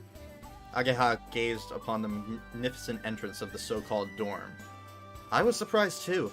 Never thought I would be the house mother of the place we used to sneak into when we were kids. It's nice. I might live here too. I might like to live here too. If I were living here with you, it'd no doubt be fun. Why did you come here? I asked while guessing that perhaps she had come to invite me to walk with her to school. She was, after all, my best friend. Oh yeah, I keep to ask Katori to come to school with me. I was wrong. Miss Alul? Who's Miss Alul? Never mind. Feeling embarrassed for saying that, I looked back toward Kotori's room. Looks like she still hasn't woken up. Even if she got up now and had breakfast, she'd have some time to spare. See, I guess I'll wait here.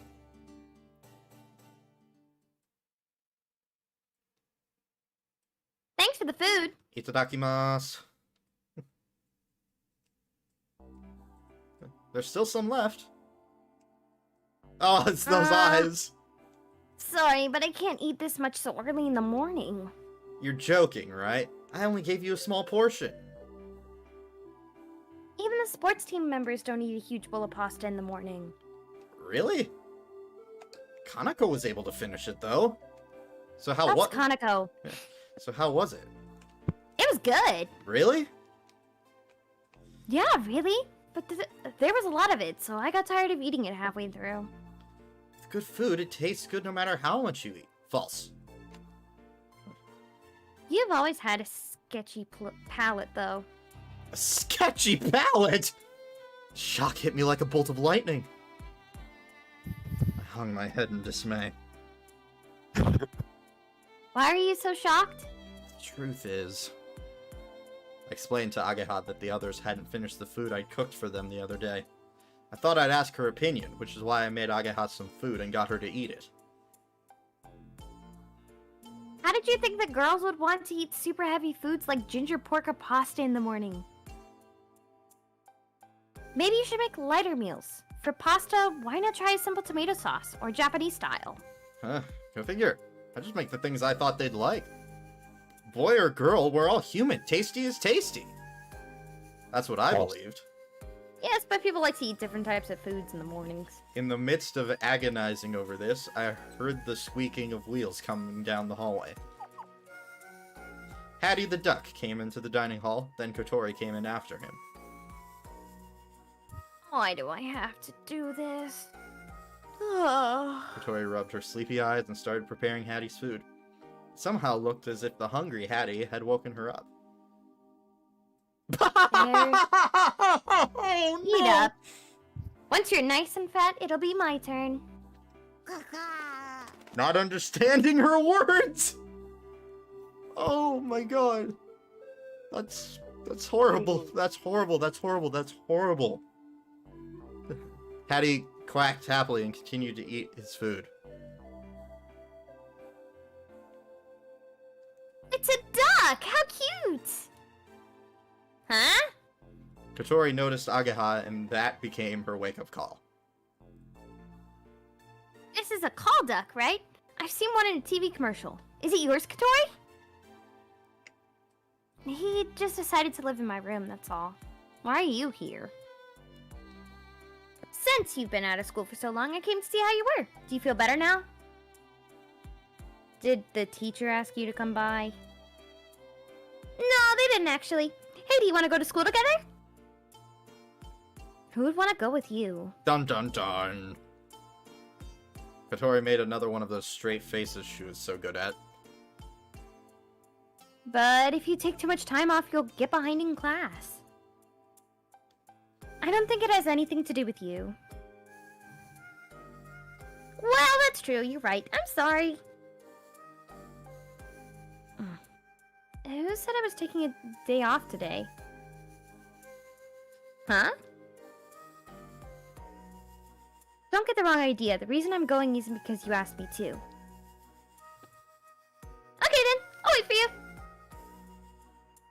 I never said I was going with you. I'll go by myself. Saying so with a straight face, Katori then turned her wheelchair around. Just as she was about to leave, she stopped the wheelchair and turned back at us. Do you know each other? Huh? Yeah, we're childhood friends. What a pair of dorks. Oh, look, it's Tweedledee and Tweedle Fuckface. That's not how the saying goes. Looks like she's in a bad mood this morning. However, she did say she was going to go to school.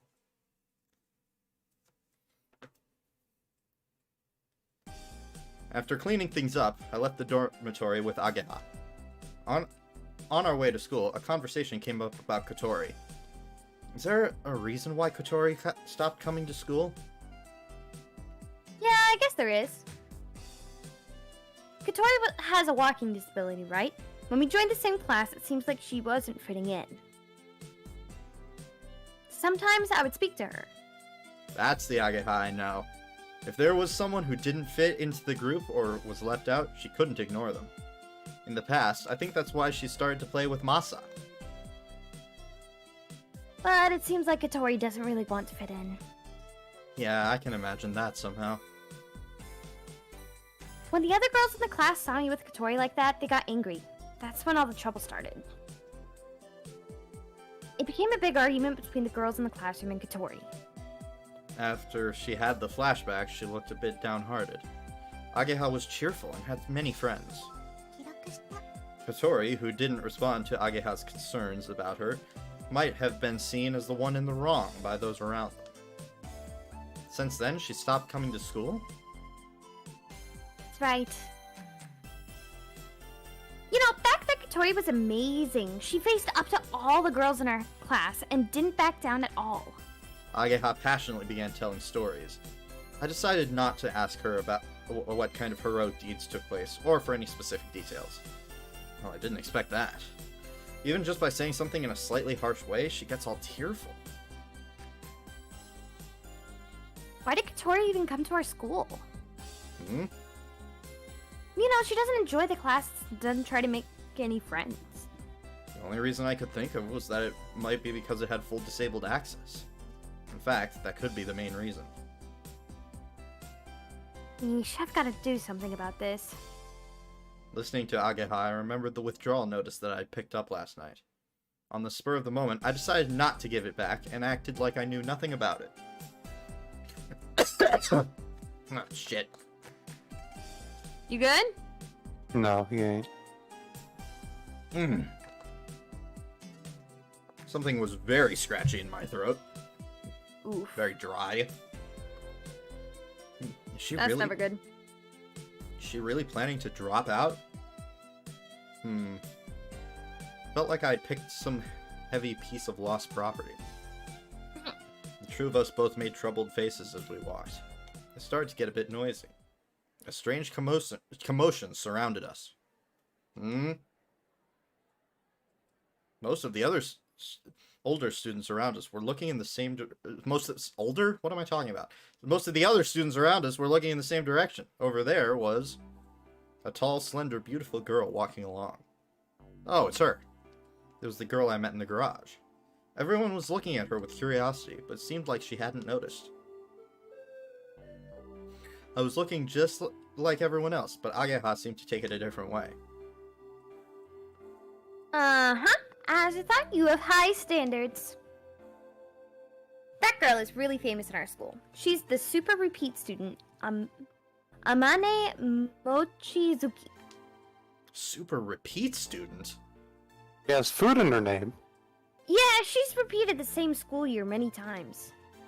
Is she that stupid? She didn't look it, though. Actually, I'd say she's a genius. It's way beyond the level of her having the best grades or anything like that. Rather,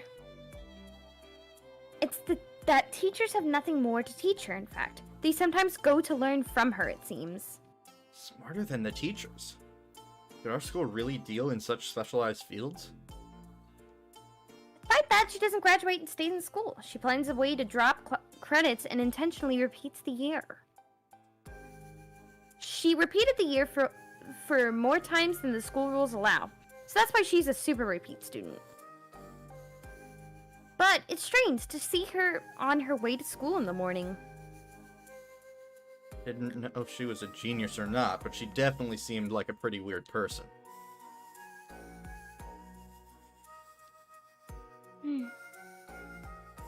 Clouds! Aren't they beautiful? Then out of the blue, super repeat student Amane Mochizuki stopped walking and looked at the sky. Everyone else mimicked her and looked up too. A jet flew through the sky, pulling its vapor trail along behind it.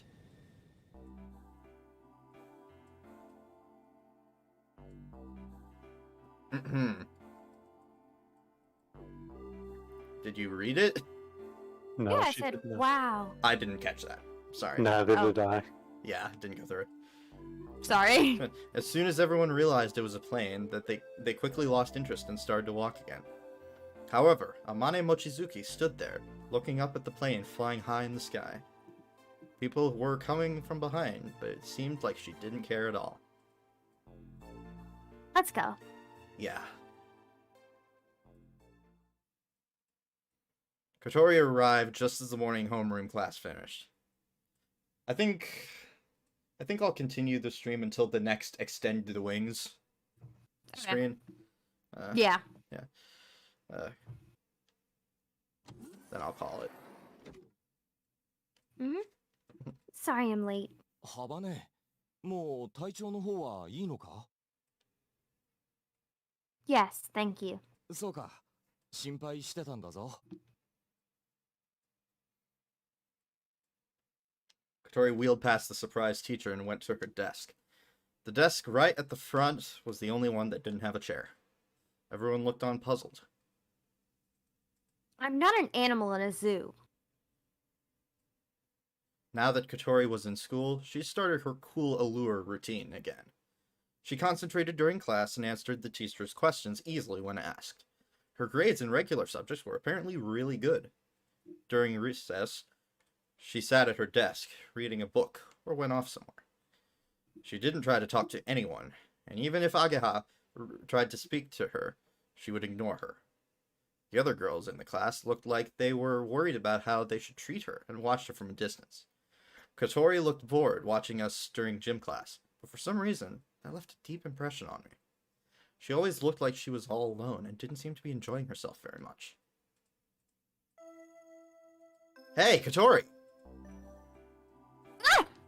At lunchtime, I found Kotori carrying her bag, about to leave the classroom. Are you about to have lunch?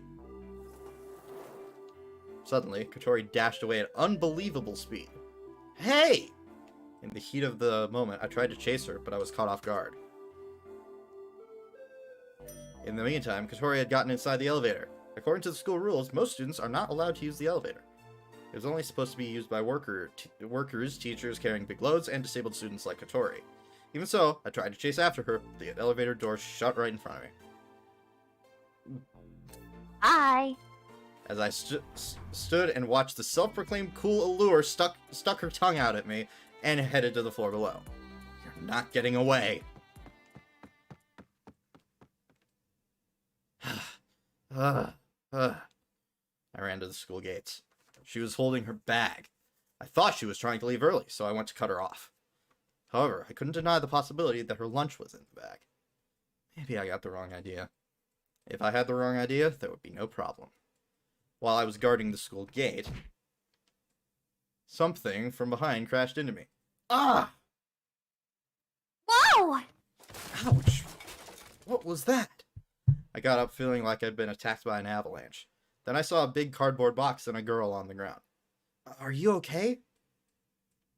Ow. I'm fine. I'm sorry, I couldn't see because of this box I was carrying. Oh. I looked at her as I got up and was about to say her nickname, but I held my tongue. How about you? You're not hurt, are you? I'm alright. I see, that's good to hear. As she said that, the super repeat student grabbed the huge cardboard box. Oh. Oh, my stomach. She tried to lift it up, but Amane Mochizuki slumped down, looking exhausted. Due to an empty stomach, my performance has been significantly reduced. I'll help you carry it. What the? The huge cardboard box was incredibly heavy. It's fine, I can carry it by myself. Come on, it's no big deal. As I said as I went to pick it up anyway. Oh, thanks. Is this okay here? I didn't know what was in it, but I put the heavy cardboard box on the floor. Sorry about that. Thanks for helping. It's alright. Anyway, if you're hungry... Mm. She was staring a little further inside the garage. Amane? I found myself looking in the same direction. Inside was Katori. What's she doing here? She was trying to lift the sheet that had been covering a huge object to see what was underneath. Want to see what it is? Katori was surprised when Amane spoke to her. Katori seemed intimidated and nodded. Amane vigorously pulled back the sheet. What could it be? Inside was a white streamlined aircraft. Katori looked at it, dazed. I was pretty surprised to see it myself. Is this a glider? That's right. Amane nodded, and Katori cautiously moved her head closer to the aircraft. Even in the dimly lit garage, the glider's white body had a glossy shine to it, and faintly reflected Katori's face. I moved towards it to take a closer look. Is this the one we saw from Windmill Hill? Yeah, it very well could be. The smooth surface looked like it was made from plastic. However, it was pretty hard. The wings had been removed, and for now, it was just the body. So this is what the cockpit's like? This is amazing. Yeah. Hi. Wait a second, why are you here? We were having a normal conversation until she finally realized who she was talking to. Why did you run away from me? She ignored my question and tried to run away from me again. Not this time!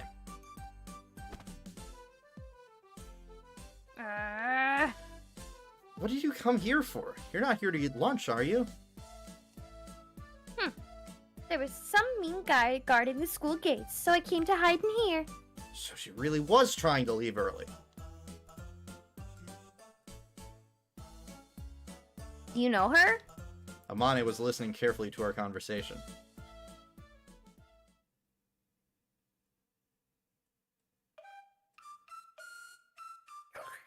This tastes so good! Amane was chowing down on a bowl of pasta as we watched her, Katori, and I felt a little strange. Why, you may be wondering? Well, it's weird to see such a beautiful girl eat like that. Oh.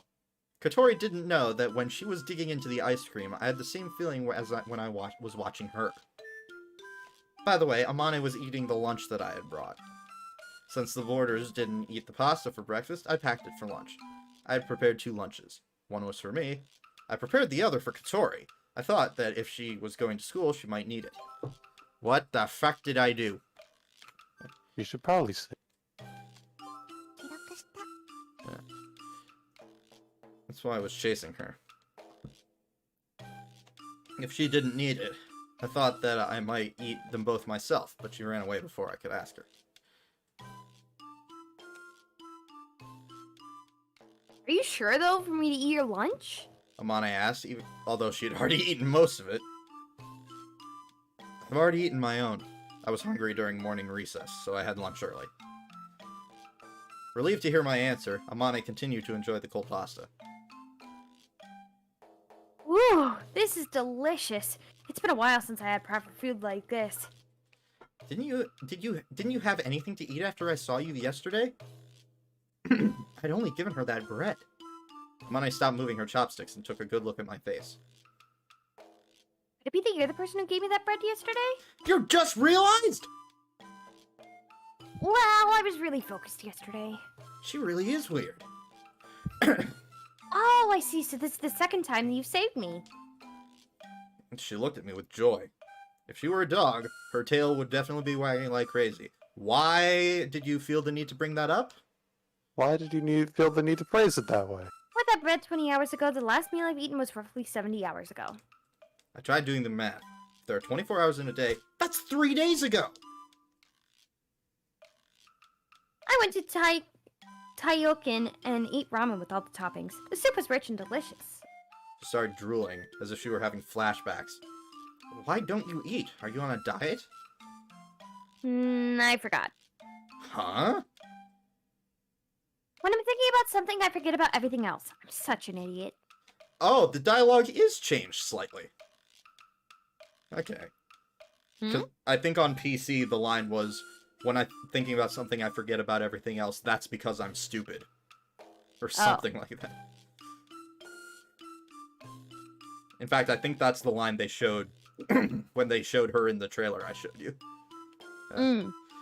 Amane replied with pride. I wish she didn't forget about eating. Are you building this glider? Yeah. Are you doing that here? The Soaring Club uses this garage as a clubhouse. Soaring Club? I wasn't familiar with that club. What's soaring? Soaring is to fly a glider by riding the rising air currents. Flying a glider by riding the rising air currents. I kinda get it, but on the other hand, I don't get it. So the aim of the club is to make and fly a glider? Well, yeah, that's right. So this garage is used for club activities after all. Even so, it's pretty spacious. A glider is like an airplane, isn't it? Is it something you can make yourself? Yeah, it's Shit! Yeah, it's possible. Shit! If it's a man-made object, there's no reason why you can't make it right. Not the answer I was expecting. But Amane's answer was serious. How do we make it? Well, rather than explaining it, it's quicker if you actually make one yourself. Amane asked her to wait while she slurped up the last of the Neapolitan pasta with extremely bad manners. After wiping around her mouth with a tissue, she started rummaging through a desk drawer. Where did that thing go? Peeking inside the drawer, I somehow got the impression that Amane was not good at organizing her things. Things were more stuffed in than they were put away. Oh, here it is. This is it. I'm in this picture and I don't like it. The thing that Amane had taken out was a paper airplane construction kit made using cardboard. Try to make one. Kotori and I looked at each other. I thought that manufacturing a glider and making a paper airplane were completely different, but I did as Amane said anyway. Using glue and a craft knife, in about 10 minutes, we had each finished the paper plane. I mean, there are simpler ways to make a paper airplane, but whatever. Finished. All done. Amane took the plane that Kotori had made and inspected it. Damn! Then she threw it. The paper airplane floated gently through the garage and landed on the other side. Flew straight forward very nicely. It's a good plane. Kotori Wait, seemed... I am betting yours is going to look worse. Just Kotori seemed happy at being complimented. There are many types of aircraft. There are jumbo jets, small Cessna, fighter planes. Then there are paper airplanes, like the one you just threw. I thought you threw it. All of them fly based on the same principle. paper airplanes and jumbo jets are the same? Time for some education in our video games! The principles are the same, using their wings to float on the air in order to fly. Katori and I were puzzled. We both had a skeptical look on our faces. I could imagine a paper airplane flying by riding the wind, but not a great big chunk of metal using the same principle. There must be some other method that allows it to fly. Amane went to pick up the paper airplane that she had just thrown. I'd like you to take a good look. Can the two of you see what the difference is between this airplane and this paper one? The size and the material. Also, whether or not people ride in it. That's right. There is whether or not it has an engine. Other than that, everything is the same. Here are the principles of flying. Regular airplanes are made from mostly the same parts as this. First, there's the body. Next are the main wings. The horizontal tailplane. The vertical tailplane. There are odd-shaped planes, but they are made with the same parts or have other parts that fulfill the same role. It all made sense when she put it like that. I'd never paid that much attention to it. Hey, we're learning! Wait a second. We're learning in a video game? Oh, By the God, way, do you know how an listen, airplane floats in the air? Because it has lift! That's right, when air flows at a fast speed over 2 the wing, points. the upward force produced by the wing is called lift. Since I looked confused, Amane simplified it for me. In other words, it's the force that makes an airplane stay up in the air. Lift is created here, on the main wings. When air hits the wings from the front, the airflow divides going over and under the wings. I can just imagine the wings cutting the air like a blade. Ah, Then yes. there's a speed difference between the airflow at the top and bottom. The air at the top moves faster, so has lower pressure. What was that, Alex? Oh, yes. I can just imagine the oxygen molecules getting cut in half and miniature explosions happening.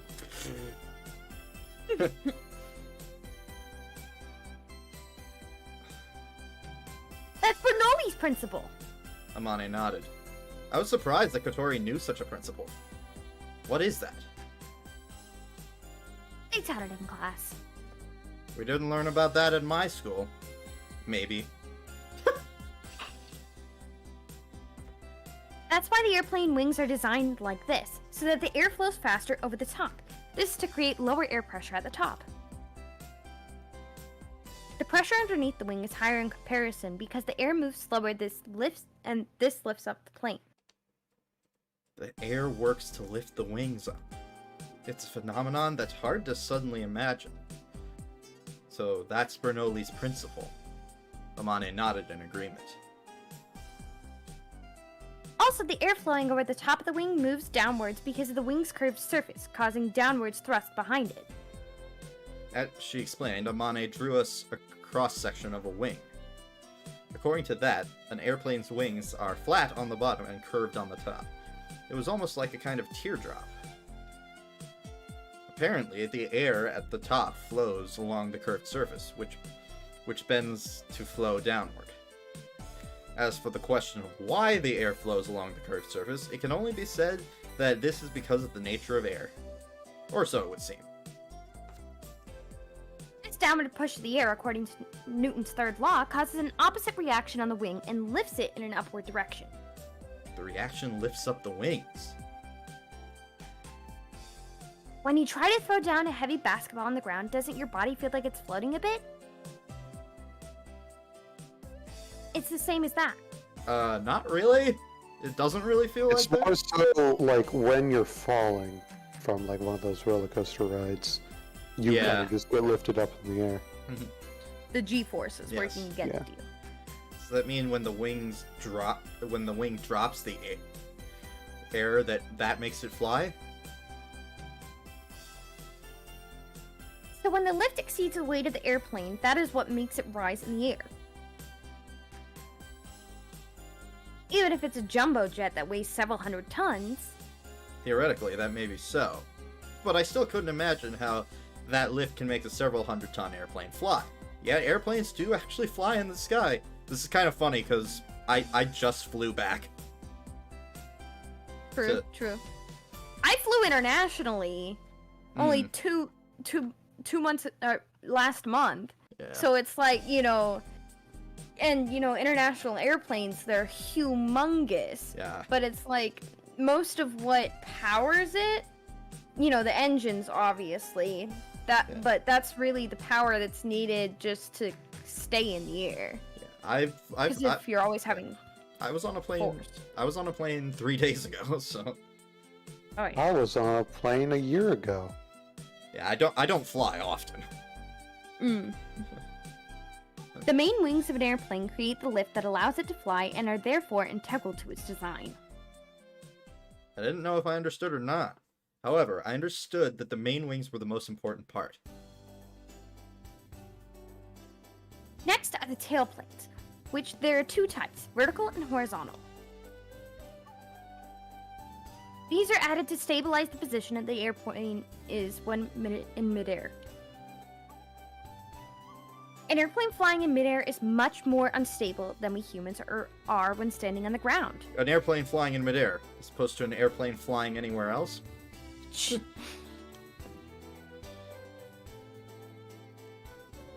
one going straight up is the vertical tailplane. This stabilizes lateral movement. The ones extending out sideways are the horizontal tailplanes. These stabilize the horizontal movement of the nose. Without this, even a paper airplane won't fly straight. I see. So that's why they have small wings on the tail. Then there's the body. This doesn't have a direct relationship to flight. But if you... Shit! I didn't realize that was me. But if you don't have this, there's nowhere to attach the wings. That is the basic form of an airplane. It hasn't changed since the era of the Wright brothers. Since that long ago? But the Wright brothers were the first people in the world to fly a plane, right? So nothing has changed since that time. The Wright brothers were the first to fly using powered flight. Gliders were being flown even before that. That's amazing. I always thought that the Wright brothers were the first to fly. If you want to know the role of the wings, you should try it with this paper airplane. For example, if you were to bend the vertical tail plane a little and let it fly... I've done that. The plane that Amane threw curved gently as it flew. Also, if you curve this part of the main wings a little... She bent the left and right main wings so that they twisted at the back. This time, the plane twisted as it flew. Hey, that's pretty interesting. Seeing this, Katori started to adjust the tail plane on her own paper airplane. Watch this! Full of confidence, Katori threw the paper airplane. Whoa! It did a beautiful loop-the-loop before landing. That's cool! It did a loop-the-loop! This paper airplane is really interesting. Katori and I both got really engrossed in adjusting the wings and playing around. Sometimes the paper airplanes displayed some mid-air acrobatics. Other times, they didn't fly at all and crashed into the ground. However, by trying it for ourselves, we were able to get a real understanding of the role of the wings. By just changing the shape of the wings a little, you can make them fly in many different ways. Actual airplanes have many similar wings called ailerons. Ailerons. The aircraft is controlled by adjusting them. As she explained, Amane moved to the side of the garage. Then she gently laid her hand on the glider. This glider doesn't have an engine. It's like a bigger, more robust paper airplane. The only thing that has been added is the cockpit. And wheels. Don't forget the wheels. Yeah. Tori and I. Oh, Katori and I looked at the paper airplanes in our hands. It wasn't just me! Yay! Yeah. I imagined riding it and flying it through the sky. It was just like the fantasies. Wait, shit. It was just like the fantasies I envisioned as a kid. But the glider in front of me was the real thing. how about it? Don't you feel like you can make one now? How does it fly without an engine, though? Paper airplanes gain thrust by being thrown by people. By riding the wind. Katori and I gazed at the white aircraft. That day, we saw this flying from Windmill Hill. Riding the wind. The way it flew, that expression fit perfectly. Riding the wind. Amane happily nodded. Then by riding the rising air currents, you can fly anywhere. Anywhere? Yes, you can even go above the clouds. Above the clouds. Katori looked at the aircraft with an expression of disbelief. I also couldn't imagine it flying above the clouds. Have you been above the clouds? Well, Suddenly her mood sank. I only put it together recently and finally took it out on a test flight.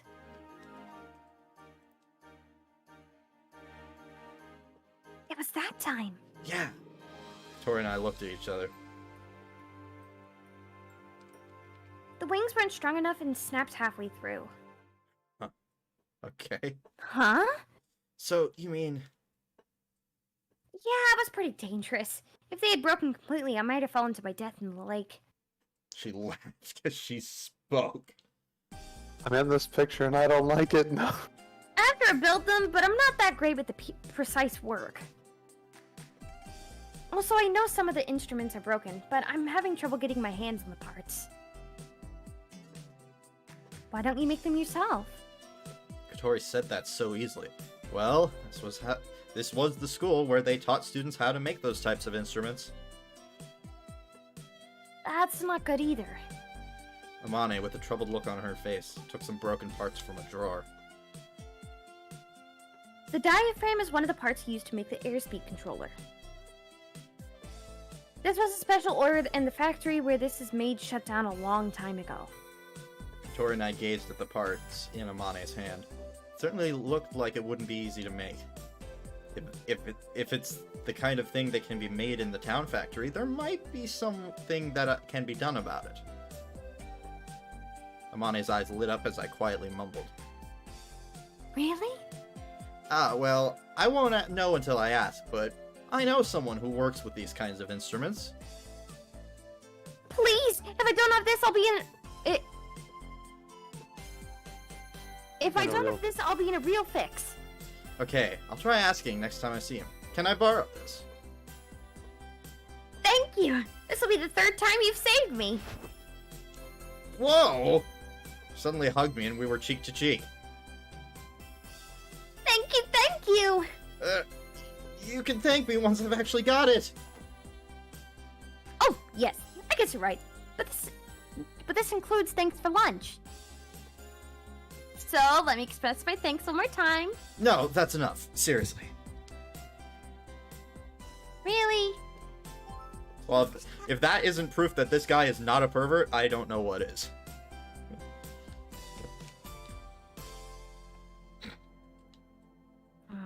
Oh, hey, Katori finally realized that, wait a second, it's that mean guy again. Katori was suddenly glaring at me. Flying in this, though. Yeah. No, what she's realizing is, actually, this guy, I might like this guy. And I don't want to see another woman hug him. I'm a tsundere! Yeah.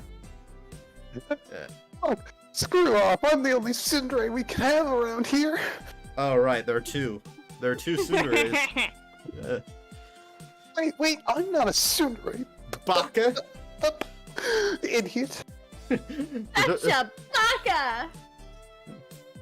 If I hear either one of you say sussy baka during this playthrough, I'm ending it. I said you such said a baka. baka. Yeah, I know. Just letting you know. No, I'm not actually gonna end it, but I'm gonna be pissed. Sussy Baka. Fuck you. Katori and I. I haven't had a line in forever. I'm trying to do stuff. What is Sussy Baka It's- from? Don't stop. Cease. We're moving on. It's basically Baka We're combined moving with on, Among Liam. Us. No. We're moving on. Baka combined with Among Us. Stop. Cease. You We were are the done. you were the one who said it, my dude. You were the first one to say it. True. You brought it into this Okay, world. okay. Continue. Katori and I both gazed at the glider with the same look on our face. By the way, you two, Hmm. if you're interested in the glider, The sound of bells ringing interrupted Amane. She flinched in surprise and quickly turned her back to us. If we're interested in what? no, it's nothing. Forget about it. It felt like she was avoiding something. Amane? What? Can I come and see it again? Yeah, of course. If you're interested, come anytime. I had to bring her the parts as well. You too. Come again. Sure. Katori nodded, and Amane grinned as she nodded back to her. She was beautiful, but her smiles somehow made her look like a little kid. Alright, shall we go back to the classroom? Huh? I started pushing Katori's wheelchair and started walking. Hey, where are you taking me? The classroom, of course. No, stop! I'm hungry and haven't had lunch yet. You reap what you sow. I said stop. Hey, don't push me. I brought Katori with me against her wishes, and we returned to the classroom. Not letting you leave. No. Oh, this is you, Alex. Oh. Ellie. Or I don't know which one of the voices I went back to the dormitory after school, and someone called out to me at the gate. Ellie. Tatsuya! When I Hold saw- on. Can I say something as a female? What? That is an attractive anime character right there, that is. So is Amane. Exactly. Y'all got your say about, like, you know, the girls and everything. Yeah. That is an attractive male character. I mean, he's a stereotypical male character, on a but, you sec. know, the shaggy hair, No, messy he's hair, really not. wide So you shoulders. had like 2 seconds of a view of the most blank and average dude on the block, and you didn't say the same I'm of an the average. character. I like average characters. Okay. I will say, Average characters. I wouldn't really consider him a stereotypical anime character. Considering when I think stereotypical anime characters, I think spiky hair or weird hair colors.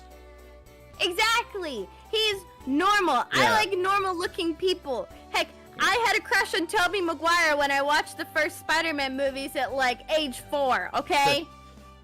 Anyway, standing there was Tatsuya. I was thinking about going to see you tomorrow. Wanted to meet you soon, though I skipped work to come here. Buddy, you shouldn't skip work, man.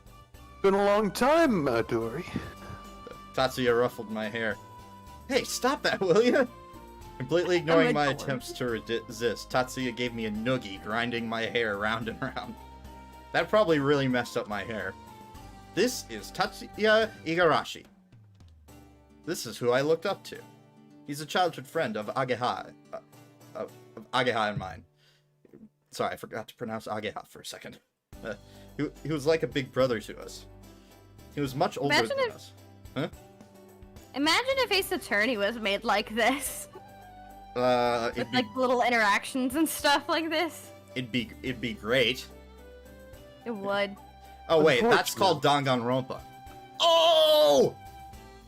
No, I mean with the Ace Attorney characters. Anyways, he was much older than us, but we used to play together a lot as kids. Oh, jeez, you messed up my hair. Sorry. It's been so long, I couldn't help it. You haven't changed either, Tatsuya. Still the same as before. Hey, that's not really a compliment. You think so? Of course. People don't stay the same forever. They change, you know? What Tatsuya said was true, but I'd rather have him stay the same. Tatsuya kept the same gentle expression on his face while that thought crossed my mind. Is your leg okay now? Yeah, well, good enough for everyday life. I see. It must have been tough. It's no big deal. I can have a normal life like this. On top of that, I had you there to watch me in the race where I did my best. That was a good race. You looked pretty cool while you were on the podium. I came in third, though. In my previous school, I was in the cycling club. In the final race of my first year, I was able to take the third place spot on the podium. It was my best result. For that race, Tatsuya traveled a long way to come and watch me. Third place is still amazing. Yeah. Because of Tatsuya's kindness, I felt a little tearful.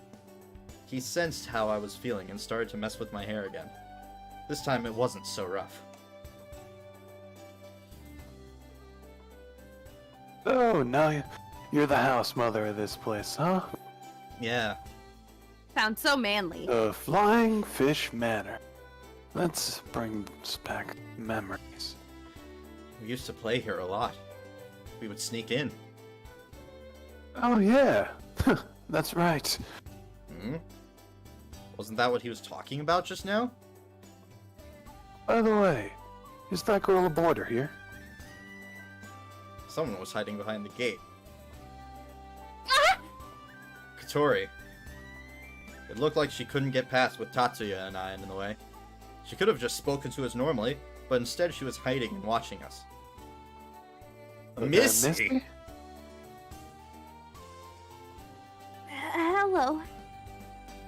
Coach Katori was still being cautious, but returned the greeting. We got out of her way, and then she went into the dormitory. Oh, that girl lives here, huh? You know her? Yeah, I see her in town from time to time. There's a big dog near my factory, you know? Pedigree? There was a big dog that went by that name.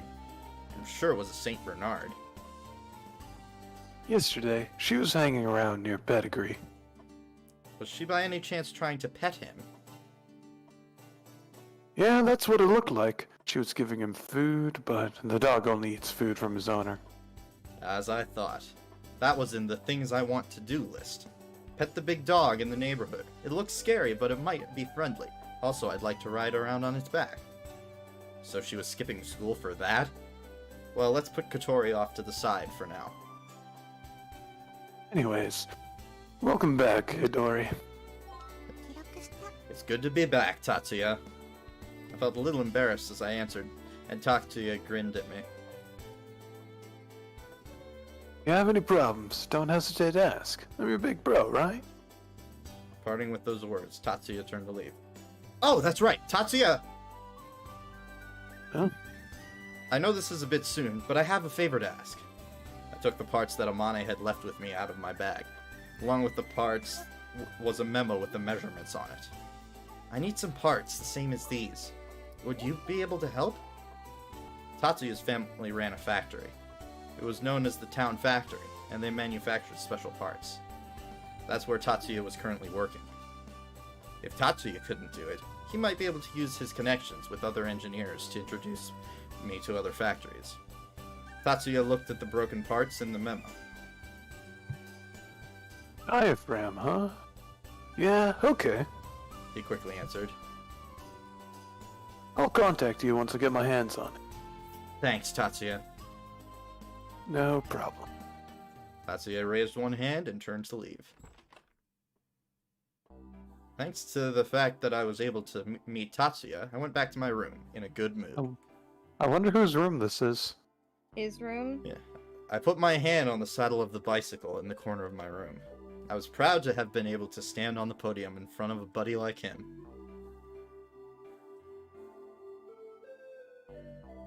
That Wait. looks like an expensive bike. Before I realized Katori was next to me. What are you doing here? I came in here with you, didn't you realize? I didn't. want something? Without answering my question, Kotori opened a drawer of my desk. In here. Nope. How about in here? Looks like she was searching for something. Not here. That's strange. I was sure that you have it. There was nothing that I didn't want her to see, so I was unfazed when I questioned her. What are you doing? Looking for something. You could see that, can't you? I know, but shouldn't you at least get the consent of the owner of the room? Conschment. Whoa. What? Yes. You can't say that. You can't say that. Joking. Required. No, I'm like, from her perspective, she's looking for something that's hers. So, you know. But what about you, Kotori? Would you like if I did something without your consent? No. I mean, you did do picked that. me up without my consent, sir. So. And pushed her back to class unwillingly. Exactly. Whatever. What about you? Give it back now. I know you've got it. Got what? It's. Apparently, she was looking for the withdrawal notice that I had picked up before. I don't know what you're looking for, but I don't think it's in here. It definitely sounds suspicious. There's no mistaking it. I know you have it.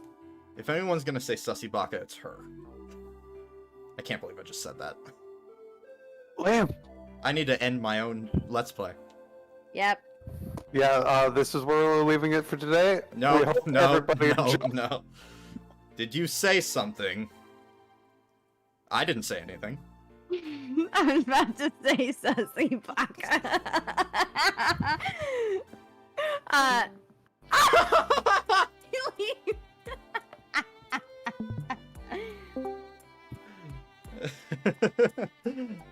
Okay, I'm good now. No. It seems like she'd given up on her search. Welcome back. However, Kotori wasn't leaving the room and continued looking around once more.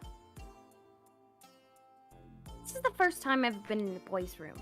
You're smiling like one of the few times I've seen you smile since on the windmill hill, and it's about that? Oh. Oh, never mind. It's pretty tidy. I expect there to be trash everywhere. I don't have many things. Moving was easy thanks to that. Kotori was staring straight at the bike, which gave off a unique presence in my room. What happened to your leg? I panicked at being asked so frankly. It's no big deal. She had most likely been listening to my conversation with Tatsuya. I was in an accident, but look, it's fine now. I lightly swung my leg to show her. Is the injury the reason why you changed schools? I'm totally fine, really. Why do you ask? No reason. I just felt like it. Oh, I do believe the little woman cares. There's no need for you to worry about. If you get that joke, good on you. It's an old joke. Well, But who said I was worried about you? I'm not worried, not even a tiny bit. What was that, Alex? Baka. probably won't have any lines before the next loading screen. So, I'm a hop Yeah. on. Alright, see you. Alright. See you. Baka.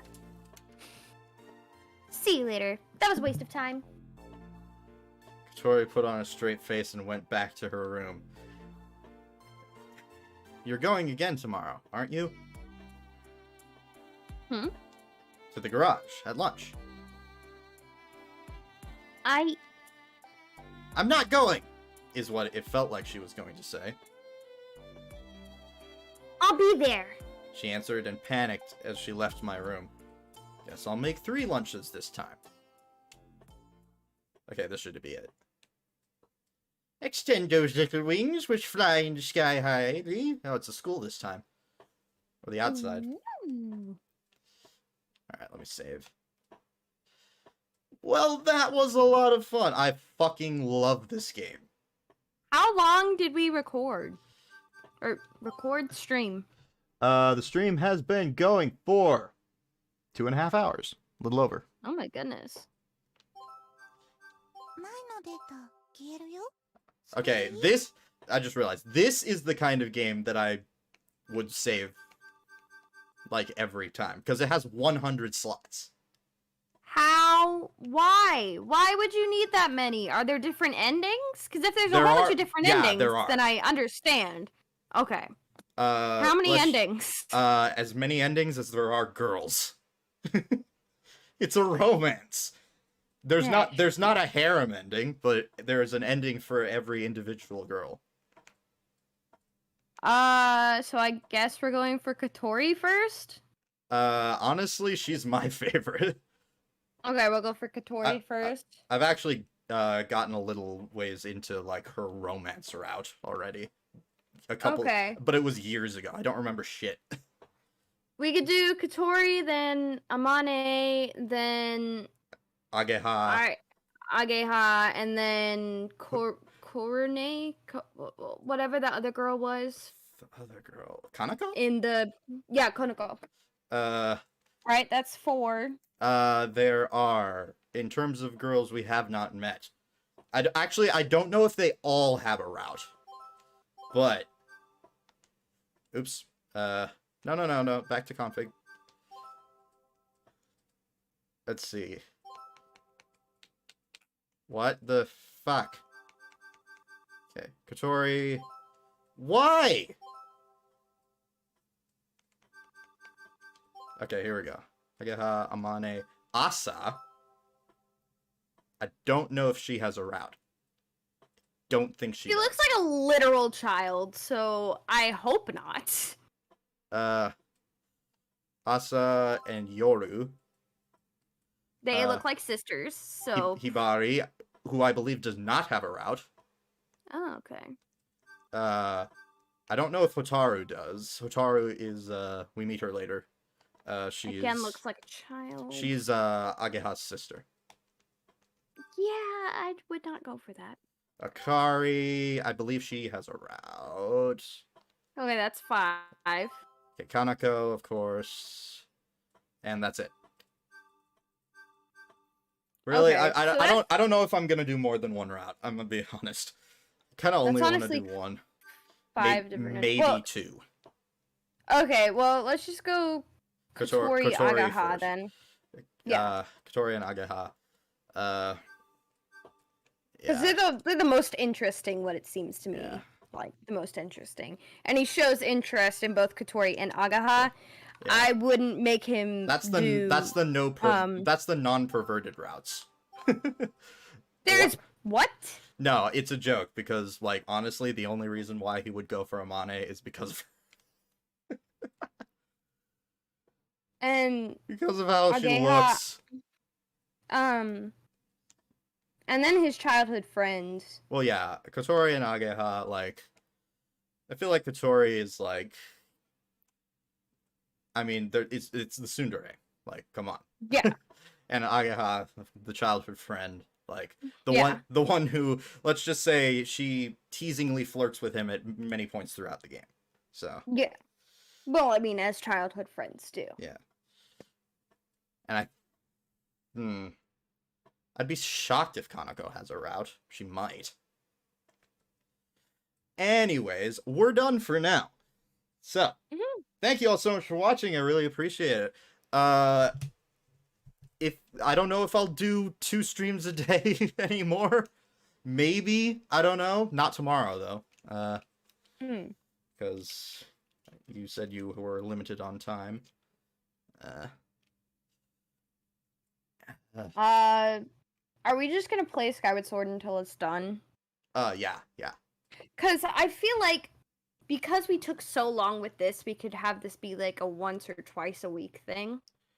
But then Skyward Sword every day. Yeah, the problem is this game is not short. That's my only concern.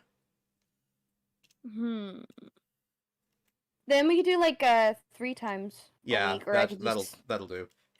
Also, it depends on my work schedule. The reason I'm like packing so much into these days is because I go back to work on Monday. Yeah. Okay.